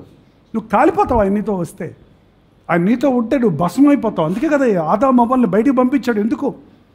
వాళ్ళు ఉంచుకోవచ్చు కదా, పోన మూల పడవడండ్రా, గుడిసెలో పడవడండ్రా అని చెప్పచ్చు కదా. ఆయన చూడలేరు, ఆయన వెలుగుని ఎదుర్కోలేరు. పరిశుద్ధుడైన క్రీస్తుని మన దేవుణ్ణి మనం ఎదుర్కోలేం. ఆయన సన్నిధిని పోగొట్టుకున్న వాళ్ళు చాలామంది ఉన్నారు. ఎప్పుడు పోయిందో, ఎక్కడ పోయిందో, ఎప్పటి నుంచి పోయిందో పరిశీలించుకోవటం చాలా ముఖ్యమైనదండి. ఒకసారి రూతు గ్రంథం తిప్పుతారా? రూతు ఎక్కడుందండి? రూతు న్యాయాధిపతుల తర్వాత, మొదటి సమూయేలు గ్రంథానికి తర్వాత 1వ అధ్యాయం 14వ వచనం చదువుతాం చూడండి. వారు ఎలుగెత్తి ఆడవగా ఓర్ఫా తన అత్తను ముద్దు పెట్టుకొనెను, రూతు ఆమెను హత్తుకొనెను. ఎట్లుండగా ఆమె, నీ తోడి కోడలు తన జనుల వద్దకు, తన దేవుని వద్దకు తిరిగిపోయినదే, నీవును నీ తోడి కోడలు వెంబడి వెళ్ళమనెను.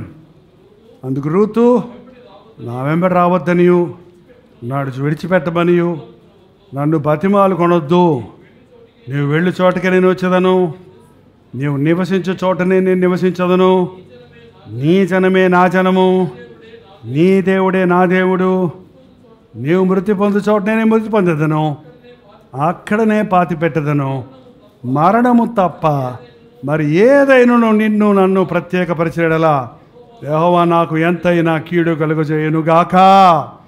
ఇది పెద్ద స్టేట్మెంట్ అండి. ఇది ఇక్కడ రూతు నయోమిలు కాదు. ఇక్కడ అది క్రీస్తు నీకు మధ్య ఉండవలసిన ఒప్పందం, దేవునితో నీవు చేయవలసిన ఒప్పందం ఏంటండి. రూతు నయోమిని చూసి, నయోమి అంటే వెళ్తానికి ఏం లేదా ఆమెకి, నా దగ్గర ఏం లేదమ్మా, నేను విధవరాలు, నేను ఎన్ని దిక్కుమాలిన స్థితిలో ఉన్నాను, నువ్వు నా వెంట వస్తే ఏం రాదు, ఏం లేదు. ఆ రోజుల్లో మళ్ళీ పిల్లల కంటే చేసేవాడు, నేను పిల్లల కంటానికి ముసల్దాన్ని అయిపోయాను. మీరు యవన కాలంలో ఉన్నారు. 2 కుమారులు, నయోమి భర్త, 2 కుమారులు చనిపోయారు కదా బెత్లెహేము నుండి మోయాబు దేశానికి వెళ్ళినప్పుడు. కానీ దేవుడు తన ప్రజలను దర్శించాడని నయోమి విన్నప్పుడు తను తిరిగి దేవుని ప్రజల దగ్గరికి, దేవుని దగ్గరికి వెళ్ళాలని నిశ్చయించుకుంది. అమ్మా నేను వెళ్తున్నాను అంటే, మేము వస్తాం అత్త అన్నారు. మీరు వచ్చినా నా దగ్గర ఏం లేదు, మీకు ఏం భవిష్యత్తు ఉండదు, మీరు మీ అమ్మగారి ఇళ్ళకి వెళ్తే మళ్ళీ పెళ్లి చేసుకోవచ్చు, మీరు ఎవరి కాలంలో ఉన్నారు వెళ్ళండి అంటే ఏడుస్తూ గుమ్మం దాకా వచ్చారు, గవిని దాకా వచ్చారు, ఊరి గవిని దాకా. అక్కడికి వచ్చిన తర్వాత ఓర్ఫా ఇంకో తోడుకోడలు ఏం చేసిందట, అత్తను ముద్దు పెట్టుకొని, సరే అత్త ఏం చేయను అత్త, వెళ్తానులే అత్త, టాటా అని వెళ్ళిపోయిందంట. అబ్బా ఈ ముద్దుల గొడవ చాలా గొప్ప గొడవ అండి. పనికిమాలిన ముద్దులో చాలా గొప్పతనం ఉంది, కానీ పనికిమాలిన తనాలకు వాడుతున్నా. ద్రోహాలు ముద్దులు, మోహపు ముద్దులు, ఒట్టొట్టు ముద్దులు, ఫ్లయింగ్ కిస్సెస్. ఇప్పుడు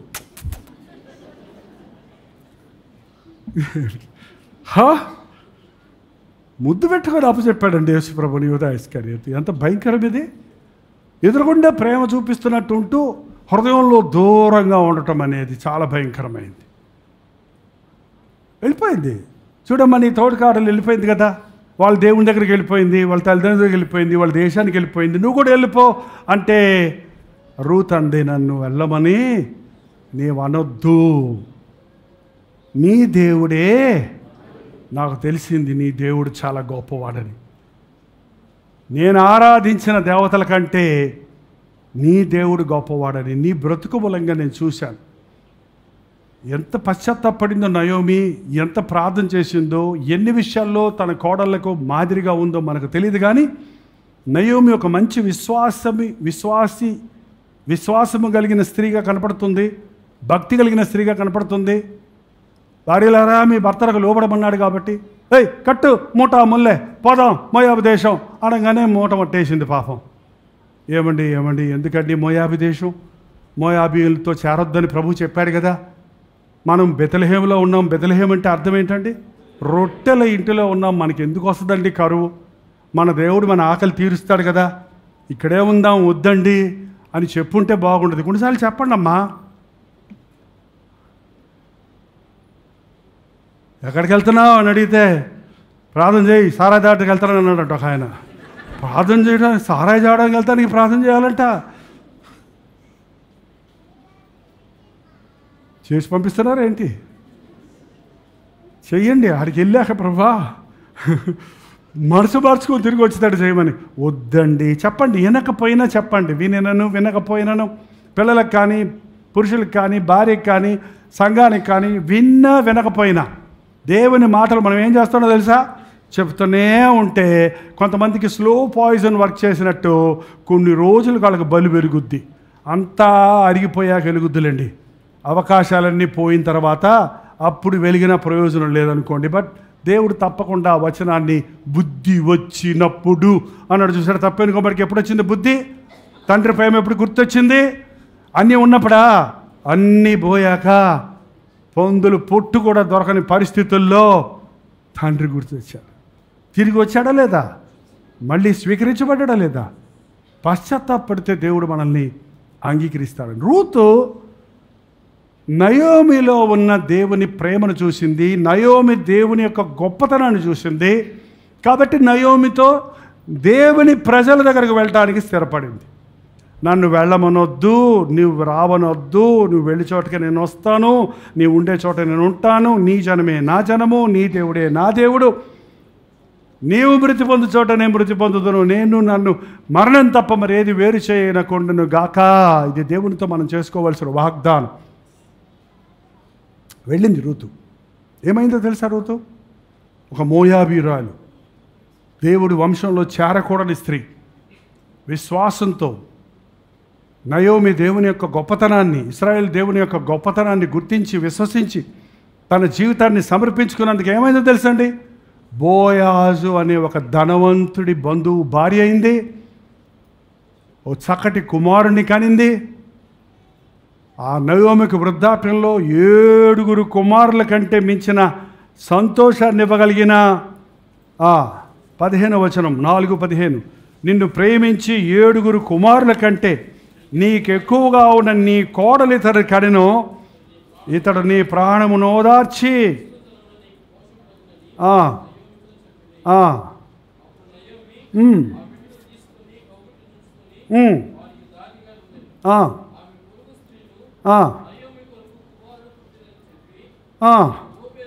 ఓబేదు అనే పేరు పెట్టాడు. అక్కడ వంశావళి ఉంది 18వ వచనంలో. మనం టైం చాలదు చూడండి. ఆ ఓబేదు వంశంలో నుంచి ఎవడొచ్చాడు తెలుసా? దావీదు వంశంలో నుంచి ఎవరొచ్చారు తెలుసా? యేసయ్య లోక రక్షకుడు వచ్చాడు. ఈమె ఏ వంశావళిలో చేరింది? అన్యురాలు, అవిశ్వాసంలో ఉన్న ఆమె ఏ వంశంలో చేరిందండి? దేవుని ప్రజలను వెంబడించింది, దేవుని ప్రేమించే వారిని వెంబడించింది, దేవుని ప్రజలతో ముందుకు సాగింది. కాబట్టి దేవుని క్రీస్తు వంశానికి వారసురాలైంది. ఎంత ఎంత గొప్ప ఆధిక్యత ఇది. ఒకసారి 2వ అధ్యాయం 2 రాజులు 2వ అధ్యాయం 2 రాజులు 2వ అధ్యాయం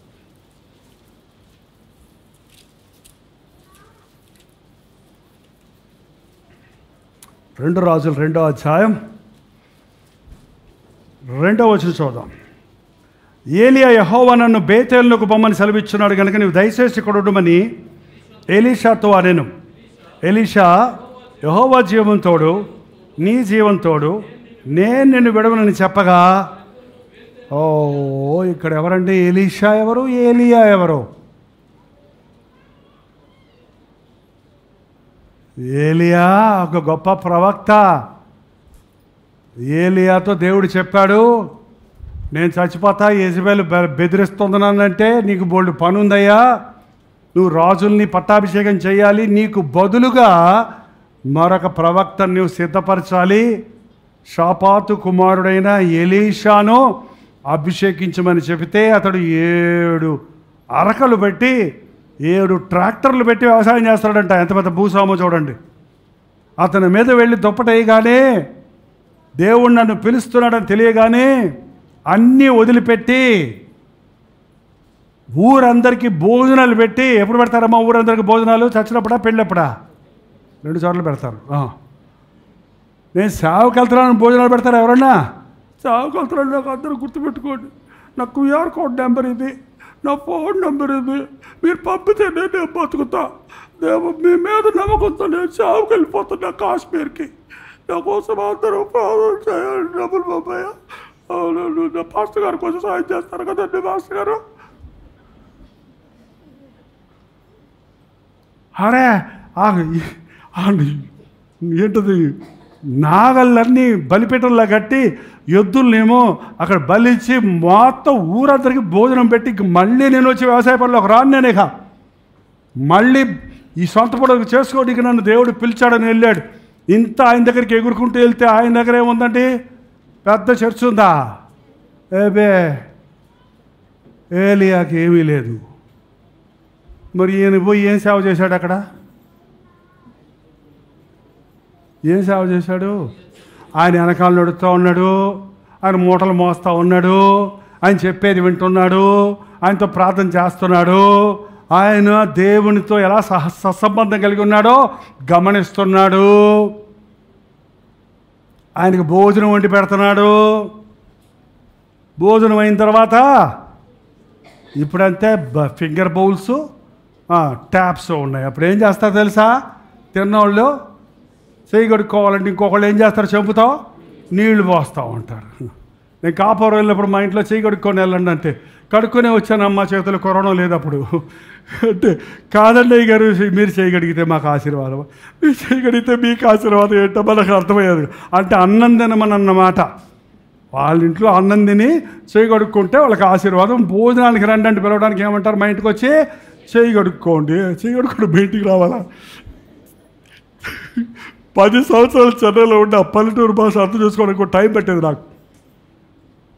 ఇప్పుడు ఎంతకీ ఏలియాకు ఏం చేసేవాడు? నేనా చేతుల మీద నీళ్లు పోసేవాడు. ఒకసారి చూడండి 11వ వచనం, 3వ అధ్యాయం 11వ వచనం.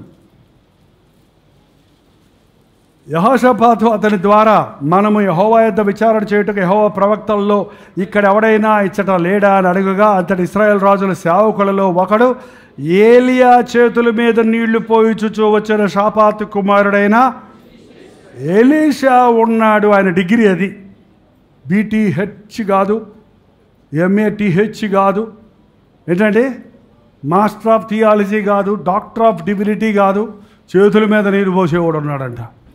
ఎవడయ్యా ప్రవక్తకి? ఆయనకి ఏం పుట్టుపూర్వతాలు లేవా?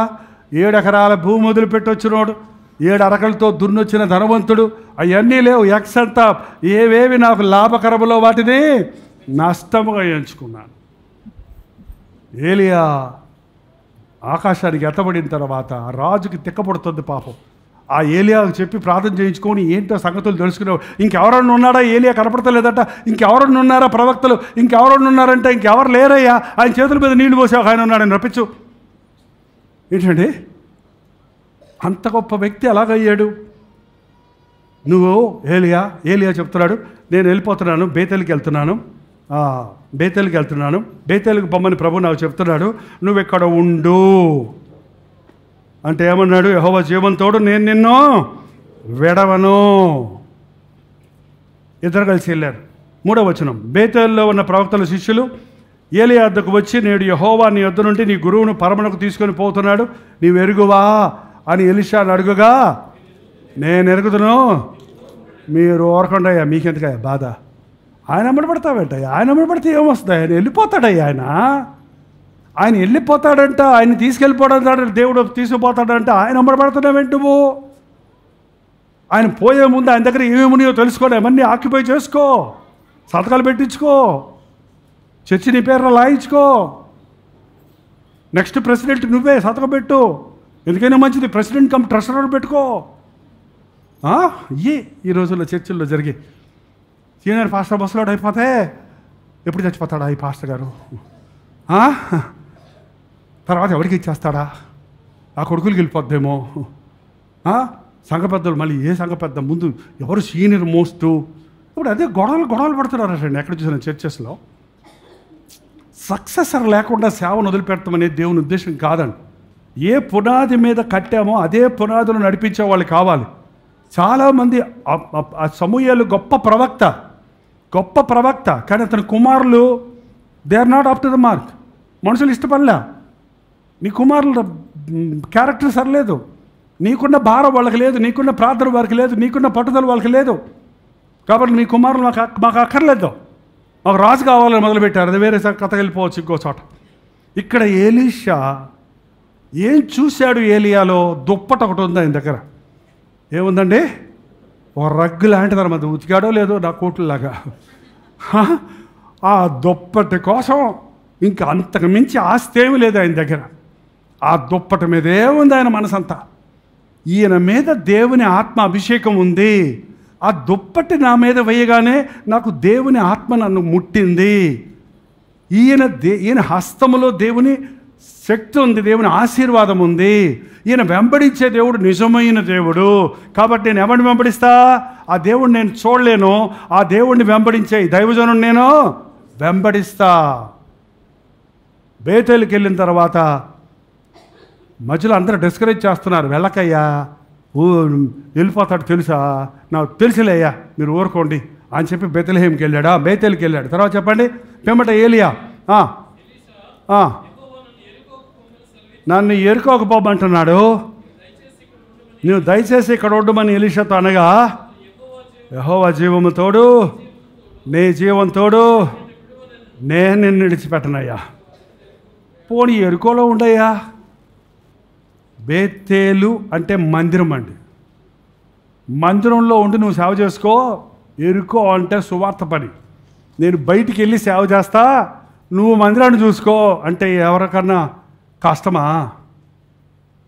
ఈ కలవరి చర్చిలో మీరు ఎవరన్నా చూసుకోండి అయ్యా, నేను అటు పోయి ఊర్లన్నీ పోయి సేవ చేయాలని ఉంది, ఈ సంఘం మీ పేర్లో రాసి ఇచ్చేస్తాం, సర్వ హక్కులు మీవే, సంఘం మీరు చెప్పినట్టు అనుభూతి చెప్పు కొట్టండి అని ఎవరికన్నా ఆధిక్య తీస్తే వద్దంటారా? అదే వద్దులే అన్న అంటారేమో. కాడ ఏంటంటే అబ్బో నా చేత కాదన్నా అంటారేమో, కానీ మనసులో మాత్రం పీడ విరిగిపోద్ది. అన్నయ్య పోతేనా మనమైతే ఇంకా బ్రహ్మాండంగా చదువు. నాకు ఎన్ని ఐడియాలు ఉన్నాయి అన్నయ్య, ఎప్పుడు చూసినా ఓల్డ్ మోడల్. అవునండి, ఇప్పుడున్న యువతకి ఆడిదేరిపోతున్నాయి టాలెంట్స్. ఓల్డ్ ప్రీచర్స్ అందరూ ఎందుకు పనికిరాళ్ళలో కనపడుతున్నారు. మీ టెక్నాలజీ ఐ లైక్ ఇట్, మీ way of approach I like it, but don't miss the theme, don't miss the main stream. ఏ ఆత్మతో, ఏ భారంతో, ఏ ప్రేమతో సంఘం స్థాపించబడిందో అది కొనసాగాలి. ఉండు, నేను ఉండను. సరే ఇక్కడ ఉండు, నేను ఉండను. 5వ వచనం చివరిగా ముగించుకున్నాం. అది సరే, అది సేమ్ కదా. తర్వాత చాలు. 5వ వచనం అండి. ఓకే, 5వ వచనం అయిపోయిందా? 6వ వచనం చదివేయండి. యెహోవా నన్ను యోర్దానుకు పొమ్మంటున్నాడు కనుక నువ్వు దయచేసి కనీసం ఇక్కడ చూసుకోవయ్యా, ఈ సేవన్న చూసుకోవయ్యా, పోనీ ఆ సేవ వద్దకపోతే నువ్వు ఇక్కడే ఉండు, నన్ను యోర్దానికి వెళ్ళమంటున్నాడు దేవుడు. యోర్దాను అంటే మరణానికి గుర్తు. యోర్దాన్ అంటే ఈ దట్టు నుంచి ఆ దట్టుకు దాటిపోవటం, అంటే ఈ లోకం నుండి పరలోకానికే వెళ్ళిపోవటం. ఏంటంటే యోర్దానికి నన్ను పైకి వచ్చేయమంటున్నాడు ప్రభు. నువ్వు ఇక్కడ ఉండు, బేతేలులో ఎరికోలో ఈ సేవ చూసుకో అన్నట్టుగా చెబితే ఏమన్నాడు మళ్ళీ?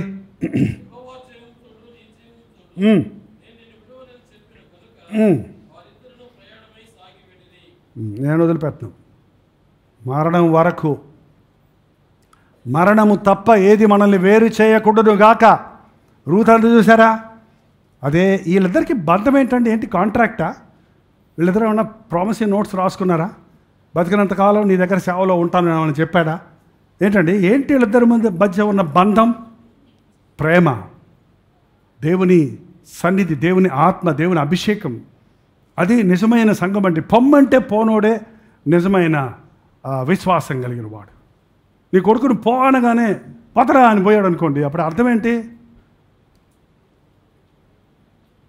వద్దునన్నా నేను పోనానా అనుకుంటా, పొమ్మంటున్నావా? పోతనా? పోరా. చాలామంది తండ్రులకు పిల్లల మీద కోపం వస్తే మాటిని ఉంటే ఉండరా, నీ ఇష్టం వచ్చినట్టే పోరా అంటాడు. వాడు బయటికి పోయి ఏం చెప్తాడో తెలుసా? మా నాన్న పొమ్మన్నాడు. ఎప్పుడు పొమ్మన్నాడు? మాట వింటే ఉండు, మాట వినకపోతే పో. అది చెప్పడే, పూర్తిగా చెప్పడే. మా నాన్న పొమ్మన్నాడు. మీరు కూడా అమ్మా, మా ఆయన పొమ్మన్నాడు. ఇలా ఏడిపించి తప్పకే, జాగ్రత్తగా చూసుకో, లేకపోతే పో అంటాడు ఆయన కోపంలో. ఒకసారి అతులుగా మూటకు వచ్చి కూడా వెళ్ళిపోతావా? అదెట్ట కుదురుద్ది?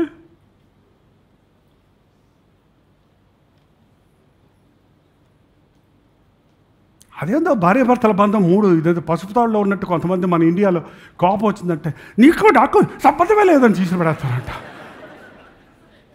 తాడు తెప్పిస్తే సరిపోద్దండి. తాడుతో కట్టింది ఆ పెళ్లి బంధం. అరే పెళ్లి బంధం అనేది ఏక శరీరం. How can you divide? ఒక శరీరాన్ని 2 ముక్కలుగా చేస్తావా? అంటే పురుషుడు శిరస్సు అంటే ఆటోమేటిక్గా భార్య మొండెం లేని మనుషులు చూశారు ఎక్కడన్నా? ఒట్టి తలకాయ 2 నడుస్తుంది అనుకోండి, లేకపోతే ఒట్టి మొండెం విట్టిట్టు వెళ్తుంది అనుకోండి, ఏంటుంటుంది? 2 కలిస్తేనే జీవం, 2 కలిస్తేనే కుటుంబం. అది దేవుడి ఏర్పాటు. ఏది గొప్ప అంటే మైండ్, బ్రెయిన్ చెప్తూ ఉంది, దేహం చేస్తూ ఉంది. దేహం లేకపోతే ఎవరికి చెప్పుద్ది బ్రెయిన్ లేకపోతే బాడీ ఎలా నడుచుకుంటుంది? ఈ చెయ్యి ఎత్తుతున్నట్టు చేస్తారంటే ఇక్కడ నుంచి నాకు సిగ్నల్స్ వస్తున్నాయి. అది ఇంటర్ కనెక్షన్ భార్యాభర్తలది. అలాగే దేవునితో సత్సంబంధం కలిగి ఉండాలి మనం.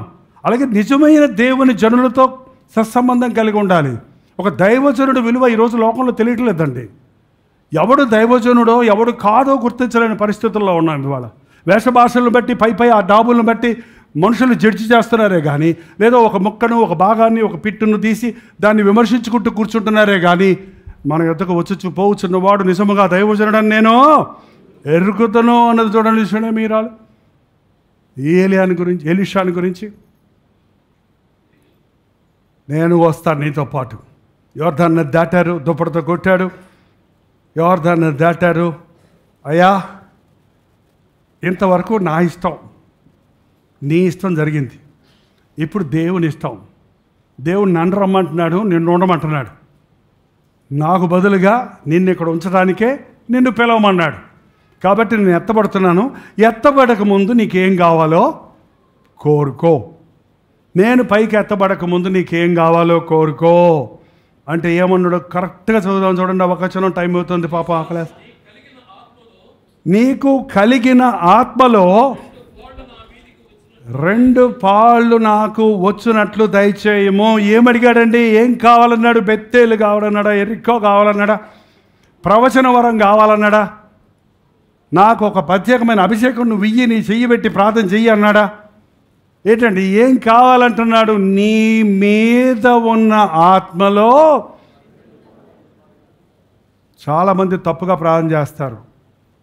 పాస్టర్ గారు ఆత్మ మాకు దయచేయ్యా. పాస్టర్ గారు ఆత్మలు మనకు పనికిరావు. అన్నయ్య ఆత్మను దయచేయను ఆయన అనకండి. అన్నయ్య ఆత్మ కూడా బేజారిపోయే ఆత్మే. అన్నయ్య మీద, నీ మీద ఉన్న ఆత్మ. మనం చాలాసార్లు అనుకుంటున్నాం ఏ పనైనా ఎవడైనా సొంత బలం, బుద్ధి, జ్ఞానం ఉపయోగం చేయొచ్చండి. దేవునికి పనికి మాత్రం నీ బుద్ధి, నీ బలముతో కాదు, శక్తితో కాదు. ఇది ఎలా జరుగుద్ది? ఆత్మతోనే. దేవుని ఆత్మ అభిషేకం ఉంటేనే నువ్వు నిజమైన సేవ, అగ్ని పరీక్షకు నిలబడే సేవ చేయగలుగుతావు. ఏ పనైనా డబ్బులతో చేయొచ్చు, టెక్నాలజీతో చేయొచ్చు, ఏ విధంగా నేను చేయొచ్చు. కానీ దేవుని ఆత్మతో నింపబడిన వాడే నిలిచి ఉండే సేవను చేయగలుగుతాడు. నీ మీద ఉన్న ఆత్మలో నువ్వు ఎంత భారంతో, ఎంత త్యాగంతో, ఎంత దైవ చిత్తములో, ఎంత గొప్ప పరిచర్య చేస్తావో అటువంటి భారము కలిగిన సేవను రెండంతలు చేసేటట్టు నాకు. అబ్బా ఏం కోరికరా నాయన. నువ్వు అడిగింది చాలా కష్టమయ్యా, అది నా చేతుల్లో లేదు. నేను ఎత్తబడినప్పుడు దుప్పటి నీకు కనబడినట్టయితే అది నీకు కలుగుద్దని చెప్పాడు. పైకి ఎగిరినప్పుడు ఏం పడిందండి కింద? అదొక్కడే చదవండి, 13వ వచనం అండి. మరియు ఏలియా దుప్పటి కింద పడగా అతడు దాన్ని తీసుకొని యోర్దానుకు వచ్చి నిలిచి ఒంటి మీద నుండి కింద పడిన దుప్పటి పట్టుకొని నీటి మీద కొట్టి, ఏలియా యొక్క దేవుడైన యెహోవా ఎక్కడున్నాడు నేను అంతటా దుప్పటితో నీటిని కొట్టగా అది ఇటు అటు విడిపోయినందున ఎలీషా అవతల ఒడ్డునకు వచ్చేటప్పుడు ఇద్దరు కలిసి వచ్చారు. దుప్పటితో కొడితే యోర్దాను 2 పాయలైంది. ఇప్పుడు అదే ఆత్మ నాకు వచ్చిందా, ఆ శక్తి నాకు ఉందా లేదా అని తెలుసుకోవడానికి అదే దుప్పటి ఉపయోగించి కొట్టినప్పుడు 2 పాయలు. మీరు సరిగ్గా ఎలీషా జీవిత చరిత్రలు చదివితే ఏలియా చేసిన దానికి 2 అంతల ఆశ్చర్య కార్యాలు, అద్భుత కార్యాలు ఎలీషా చేయగలిగాడు. కారణం ఎలీషా మీద ఉన్న ఆత్మ కోసం వేడుకున్నాడు. ఇది ఎప్పుడూ మనం గుర్తుపెట్టుకో. ఏలియా మీద ఉన్న ఆత్మను కోరాడు, 2 అంతల ఆత్మ కోసం కోరాడు. ఇవాళ ఒక దైవజనుడు తర్వాత కంటిన్యూ అయ్యే సేవ 2 అంతల ఆత్మతో చేయగలిగినప్పుడే ఈ ప్రపంచం రీచ్ అవుద్దండి. ఈ రోజుల్లో పరిచయం ఎలాగుందంటే ఆ దైవజనుడు ఉన్నప్పుడు సేవ బాగా జరిగేది, ఆయన తర్వాత సేవ మూలబడింది, సంఘం మూతబడింది, కొట్లాటలతో భక్త సింగయ్య గారు గొప్ప దైవజనుడు అండి, గొప్ప దైవజనుడు. ఆయన ఎప్పుడు డబ్బు గురించి మాట్లాడేవాడే కాదంట, కానుకల విషయం ఎత్తేవాడే కాదు. ఆయన సమస్తం త్యాగం చేసుకొని సేవకిచ్చి సమస్తం దేవుని కోసమే ఖర్చు పెట్టి మందిరాలను ప్రేమించి మందిర స్థలాలు నిర్మించారండి. ఇవాళ ఆ మందిరాలలో దైవజనులు వాక్యాన్ని ఉన్నట్టు బోధించే ఆ దైవజనుడి మీద ఉన్న భారం కలిగిన వాళ్ళే చాలా మంది దైవజనులు, పేర్లు చెప్పడం నాకు ఇష్టం లేదు. కానీ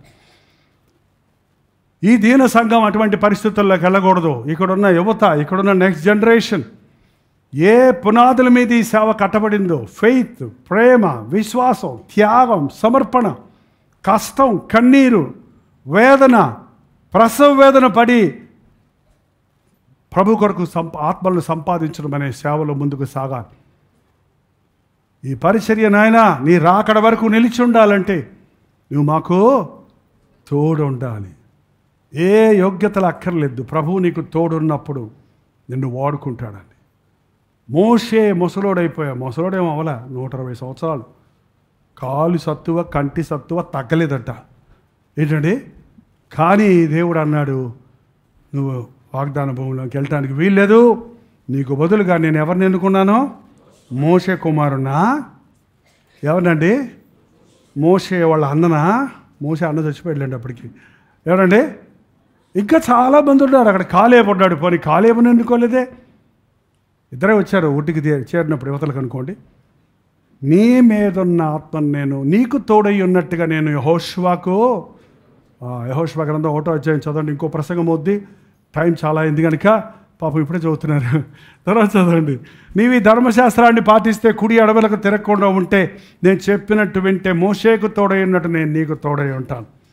ఇశ్రాయేలు జనాంగాన్ని ఎంతవరకు మోషే నడిపించాడు, ఇప్పుడు అసలైన వాగ్దాన భూమి స్వతంత్రించుకోవడానికి నిన్ను నాయకుడిగా నేను ఎన్నుకుంటున్నానని మోషే నడిపించినప్పుడు ఆస్తులు పంపకాలు పంచే పనండి యెహోషువకి.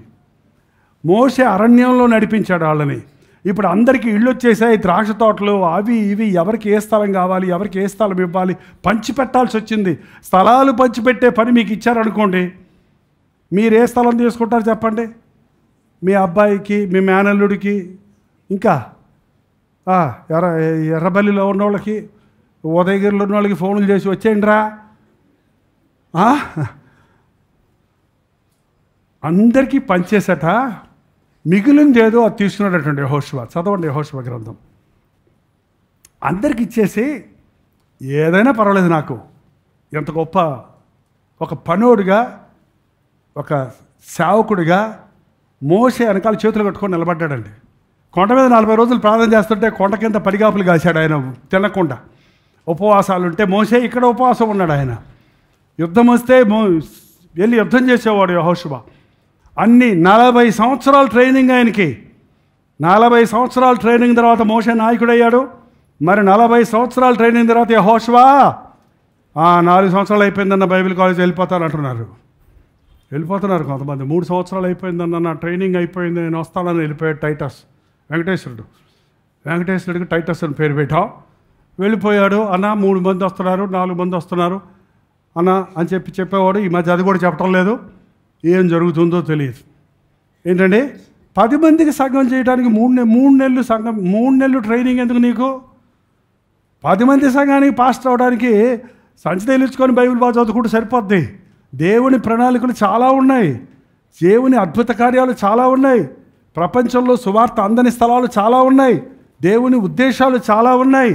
కానీ వాటిని రీచ్ అవ్వకుండా మధ్యలో ప్రభువుకు గుడ్ బై చెప్పినట్టు ఓరఫాలాగా, ప్రభు నువ్వంటే నాకు చాలా ఇష్టం, వస్తానయ్యా, దేమా ఇహలోకమును ప్రేమించి నన్ను ఎవరిని ఎవడను ఉంటాడా బుద్ధి లేనుడు? పౌలు కనుక ఇప్పుడు కనుక ఉంటే ఆయన కాళ్ళ దగ్గర పడి ఉండి ఇంకా ఇన్ని విషయాలు నేర్చుకుంటున్నాండి. నేనైతే అంత గొప్ప దైవజనుడి దగ్గర చదువుతుంటేనే నేను నేర్చుకుంటున్నామే, ఆయన బతుకును ధ్యానిస్తుంటేనే ఇన్ని నేను అద్భుతాల త్యాగపూరితమైన పరిచర్ల విషయాలు తెలుసుకుంటున్నామే. ఎలా తట్టుకున్నాడు, ఎలా సహించాడు, ఎలా భరించాడు, ఎలా గురిగలిగి జీవించాడని ఎరిగిన వాడిని అలాంటి దైవజనుడు వదిలిపెట్టి లోకంలో ఏం సంపాదిద్దామని వెళ్ళాడు, లోకంలో ఏముందని వెళ్ళాడు. ఈ రోజుల్లో అలాంటి పరిస్థితులు చూస్తున్నామండి. దేవుని సన్నిధి నీకు తోడు ఉంటే చాలు, మనుషులతో అవసరం లేదు. ఆ మనిషికి తోడై ఉన్న దేవుణ్ణి విడిచిపెట్టామంటే దేవుణ్ణి విడిచిపెట్టట్టే. మీ అమ్మగారింటికి వెళ్ళిపోవంటే అమ్మగారింటికి వెళ్ళిపోయింది అనుకోండి, ఓర్ఫా వెళ్ళిపోయింది, మళ్ళీ బైబిల్లో ఎక్కడ కనపడలేదు ఆమె చరిత్ర ఏమైందో ఏం లేదు, వెళ్ళిపోయింది అంతే, పెళ్లి చేసుకుంది, 4 పిల్లలు కానింది, చచ్చిపోయింది, అంతే అయిపోయింది కథ. కానీ రూతు సంగతి అట్ట కాదు. రూతు ఈనాటికి హిస్టరీలో నిలబడిపోయి ఉంది. రూతు యేసుక్రీస్తుని ఈ లోకంలోని తీసుకురావడానికి ఒక ముఖ్యమైన వ్యక్తిగా నిలబడి ఉంది. దేవునికి గొప్ప ప్రణాళికలు ఉన్నాయి నీ పట్ల. అంతం వరకు సహించిన వాడే రక్షించబడతాడు. మరణం వరకు నమ్మకం ఉండమని నేను నీకు జీవకిరీటమో ఇచ్చదను అన్నాడు. దేవుడు నాకు తోడుంటే నేను ఎక్కడున్నా పర్వాలా, కూలోడుగా ఉన్నా పర్వాలా, బానిసగా ఉన్నా పర్వాలా, కూర్చొని పోయిన వారిగా ఉన్నా పర్వాలా, దేవుడు నాకు తోడుంటే నేనేం చేసినా అది దీవిస్తాడు. దేవుడు నాకు తోడు లేకపోతే నేను సింహాసనం మీద ఉన్నది ముళ్ళ కంచె, నేను ఎంత సంపాదించినా అది నాకు శాపమే. దేవుడు లేని చోటు ఒకటే అండి. దేవుడు లేని చోటుకు పేరేంటో తెలుసా? నరకం. దేవుడు ఉన్న చోటుకు పేరేంటో తెలుసా? పరలోకం. లేచి నిలబడండి. పరలోకం ఎప్పుడో కాదు, దేవుని తోడు ఉంటే ఇప్పుడే ఇక్కడే పరలోకపు సంతోషాన్ని మనం అనుభవించగలం. ప్రతి ఒక్కరు నోరు తెరిచి 1 నిమిషం ప్రార్థన చేద్దాం. నీ సన్నిధి నాకు తోడు రాని ఎడల నన్ను తీసుకొని పోకుమయ్యా. మరణమైన, కష్టమైన, కన్నీరైనా నీతోనే నడుస్తానయ్యా, నీ చిత్తములోనే ఉంటానయ్యా. నోరు తెరిచి ప్రతి ఒక్కరూ ప్రార్థన చేద్దాం.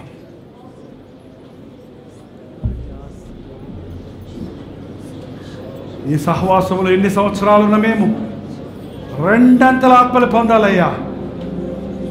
ఈ మినిస్ట్రీ రెండంతలుగా ముందుకు సాగాలయ్యా. అందుకు నువ్వు కోరుకున్న వారిని అభిషేకించము. అందుకు నువ్వు ఏర్పరచుకున్న వారిని అభిషేకించము.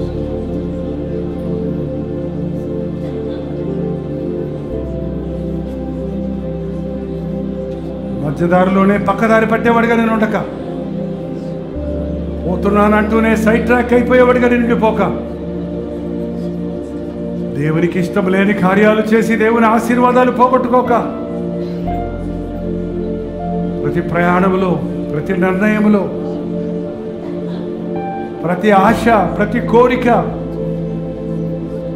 నీ చిత్తములో సాగడానికి సహాయం చేయ్యా. నీవు లేని సేవ సేవే కాదు, నీవు లేని బ్రతుకు బ్రతికే కాదు, నీవు లేని మందిరాలు మందిరాలే కావు కదా అయ్యా. నీ మహిమతో ఈ మందిరము నింపు, నీ తేజస్సుతో ఈ మందిరాన్ని నింపు. ఎక్కడ ఇద్దరు ముగ్గురు నీ నామంలో కూడుతున్నారో అక్కడ నీ ఉన్నావన్నది నిరూపించు నాయన. శాపగ్రస్తులు కాక, లోకాన్ని ప్రేమించక, లోక పద్ధతులను అనుసరించక, లోకల మార్గములో నడవక, ఇరుకు మార్గమైన యేసుని అడుగు జాడల్లో ముందుకు సాగగలిగిన విశ్వాసమును మాకు దయచేయి. ప్రతి ఒక్కరు ప్రార్థించారు. ఒక చిన్న ప్రార్థన, నీ చిత్తంలో బ్రతకడానికి నాకు సహాయం చేయ్యా. నువ్వు నాకు తోడు ఉంటేనేనయ్యా. నువ్వు తోడు లేకపోతే నేను ఈ లోకాన్ని ఎదుర్కోలేనయ్యా. నువ్వు తోడు లేకపోతే సాతాను చేతుల్లో చిత్తైపోతానయ్యా. నువ్వు తోడు లేకపోతే నేను శాపగ్రస్తుడైపోతానయ్యా. దేవా, నువ్వు నాకు తోడుండయ్యా. నీ సన్నిధి మాతో రానియడలా మమ్మల్ని తీసుకొని పోవద్దు. నీ చిత్తము కానియడలా ఈ కార్యము జరగనివ్వద్దు. నీ చిత్తమే సిద్ధించును గాక. నీ సన్నిధి మాకు తోడుగా ఉండును గాక అనే నిర్ణయాలు చేయడానికి మాకు సహాయం ఇచ్చి ప్రతి ఒక్కరు రెండు చేతులు పైకెత్తి ప్రార్థించాలి. నీ వివాహ జీవితంలో ప్రభు తోడున్నాడా? నీ కుటుంబ జీవితంలో ప్రభు తోడున్నాడా? నీ కెరియర్లో ప్రభు చిత్తాన్ని కోరి ముందుకెళ్తున్నావా? నీ ప్రయాణాల్లో దేవుని చిత్తం ఎరుగుతున్నావా? నువ్వు తలపెట్టిన కార్యాలు దేవుని చిత్తములో ఉన్నవా? ఒకసారి పరిశీలించుకుందాం. నీ చిత్తమే నా పట్ల సిద్ధించును గాక. నీ చిత్తమే నా పట్ల జరగనిమ్ము నాయన. నాయన, నీవు హర్షించే కొద్ది నీ బలిష్టమైన హస్తము కింద నేను అడిగి ఉంటానయ్యా. నీ చిత్తములో, నీ సమయంలో నీవు హెచ్చిస్తావని, నీవే ఉద్దేశంతో మమ్మల్ని రక్షించుకున్నావో, ఏ ఉద్దేశంతో మాకు ఈ గొప్ప భాగ్యం ఇచ్చావో, ఆ ఉద్దేశాలు మేము రీచ్ అవునట్లుగా మేము నీకు అప్పగించుకుంటున్నామయ్యా. ఇక్కడున్న ఒక్కొక్కరి జీవితంలో తండ్రి నీ సన్నిధి దయచేయ్యా. ఆ గృహాలలో నీ సన్నిధి దయచేయి నాయన. జగడాల ఆత్మలకు చోటు లేకుండా, స్వార్థానికి చోటు లేకుండా, కోపోద్రేకాలకు చోటు లేకుండా, భేదాభిప్రాయాలకు చోటు లేకుండా పరిశుద్ధాత్మ సన్నిధిని మాకు దయచేయి నాయన. మా మందిరంలో నీ సన్నిధి దయచేయి, మా గృహములలో నీ సన్నిధి దయచేయి. మేము పోవు మార్గాలల్లా నీవు మాకు తోడుండు నాయన. నీ కృపాక్షేమములు మమ్మల్ని వెంటాడనేమో నాయన. మా బ్రతుకు దినములన్నీ నీ కృపాక్షేమములు మమ్మల్ని వెంటాడే విశ్వాస జీవితాలను మాకు దయచేయి. ఆ కారువలే శపితమైన దాని కొరకు కక్కుర్తుపడి కుటుంబానికే శాపకరంగా మారిపోక, దేమావలే యహలోకాన్ని ప్రేమించి పేరు లేకుండా రూపమాపిపోయినట్టు కాకుండా ఆ బ్రతుకులో నీ కొరకు నిలిచి ఉండేవారిగా, అగ్ని పరీక్షకు నిలిచి ఉండేవారిగా, నీ సింహాసనం ముందు నిలబడ్డప్పుడు బలా నమ్మకమైన మంచి దాసుడా అని నీ మెప్పునందేవారిగా ఉండడానికి సహాయం వచ్చింది. ఉదయం ఇక్కడ ఉన్న ఒక్కొక్కటి దర్శించమన్నా. నువ్వు మాతో రావాలయ్యా. నీ సన్నిధి మాకు కావాలయ్యా. నీవు ఆజ్ఞాపిస్తే మా బ్రతుకులో దీవెన, నువ్వు మాతో ఉంటే మా జీవితాల్లో జయము. మా పోరాటాల్లో నీవు మాకు తోడుంటే యుద్ధం నీదే. మా సమస్యల్లో నువ్వు తోడుంటే మా పరిష్కారం నీవే. మా కొరతల్లో నువ్వు తోడుంటే మాకు సమృద్ధి నీవే. నువ్వు కలిగిన జీవితాలు మాకు దయచేయి. నువ్వు దుఃఖపరచువారిగా కాక నీ మాటను శిరసావహించుటకు, నీ అడుగు జాడల్లో నడుచుటకు సహాయం చేయి. ఆత్మను మా హృదయాల్లో కుమ్మరించి మా బ్రతుకుల్ని నీ చిత్తానుసారంగా మలుచుకోవడమని క్రీస్తు నామములో అడుగుచున్నాను తండ్రి. తండ్రి అయిన దేవుని యొక్క ప్రేమయు, కుమారుడైన క్రీస్తు యొక్క కృపయు, ఆదరణకర్త అయిన పరిశుద్ధాత్మ యొక్క సహవాసము కూడి వచ్చిన మనందరికీ, లైవ్లో వీక్షిస్తున్న వారికి ఇప్పుడు నువ్వు సదాకాలం తోడై ఉండును గాక. ఆమేన్, ఆమేన్, ఆమేన్.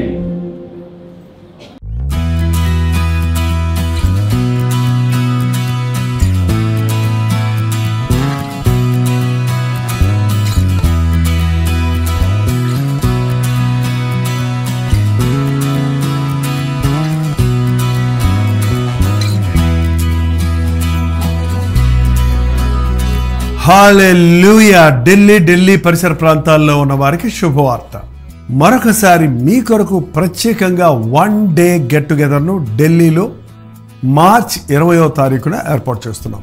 మిమ్మల్ని ముఖాముఖిగా చూడాలని, మీకోసం ప్రార్థించాలని, పరీక్షలు రాస్తున్న వారికి, అనేక రకాల సమస్యలతో, చిక్కులతో, అనారోగ్యాలతో ఉన్న వారి కొరకు ప్రార్థించాలని, మరి ముఖ్యంగా కల్వరి దర్శనం అనే తెలుగు టీవీ కార్యక్రమాలు, హిందీ టీవీ కార్యక్రమాలు వీక్షిస్తున్న వారిని, తెలుగు వారిని, హిందీ వారిని కలవాలని, సోషల్ మీడియా ద్వారా ఇప్పుడు రోజు తెలుగులోను అలాగే హిందీలోను ఉదయం 7 గంటలకి అనుదిన ధ్యానం అందించబడుతుంది. ఆధ్యాత్మికంగా మీరు బలపడుతున్నారని తెలియజేస్తున్నారు. ముఖాముఖిగా మిమ్మల్ని చూసి మీ లోపాలు తీర్చాలని, మిమ్మల్ని బలపరచాలని, ప్రభువుని స్తుతించాలని మార్చ్ 20వ తారీఖున చిరునామా గమనించండి. YWCA కాన్స్టంటైనా హాల్, గేట్ 1, గురుద్వారా బంగ్లా షాప్, అశోకా రోడ్, న్యూఢిల్లీ. జ్ఞాపకం ఉంచుకోండి, మార్చ్ 20వ తారీఖు మధ్యాహ్నం 2 గంటల నుంచి 5 గంటల వరకు, 6 గంటల నుంచి 10 గంటల వరకు 2 సెషన్స్గా ఈ 1 day get together Telugu, Hindi వారి కొరకు కూడా ఏర్పాటు చేయబడుతుంది. 2 భాషలు ఉంటాయి కనుక మీరు రండి, పాల్గొనండి, దైవాశీస్సులు పొందండి. ఇంకా ఈ విషయమై మీకు వివరాలు కావాలంటే 8939393939 అనే నెంబర్కి, లేక కింద ఇవ్వబడినటువంటి నెంబర్లకు మీరు వాట్సాప్ చేయండి. తప్పకొస్తారు కదా.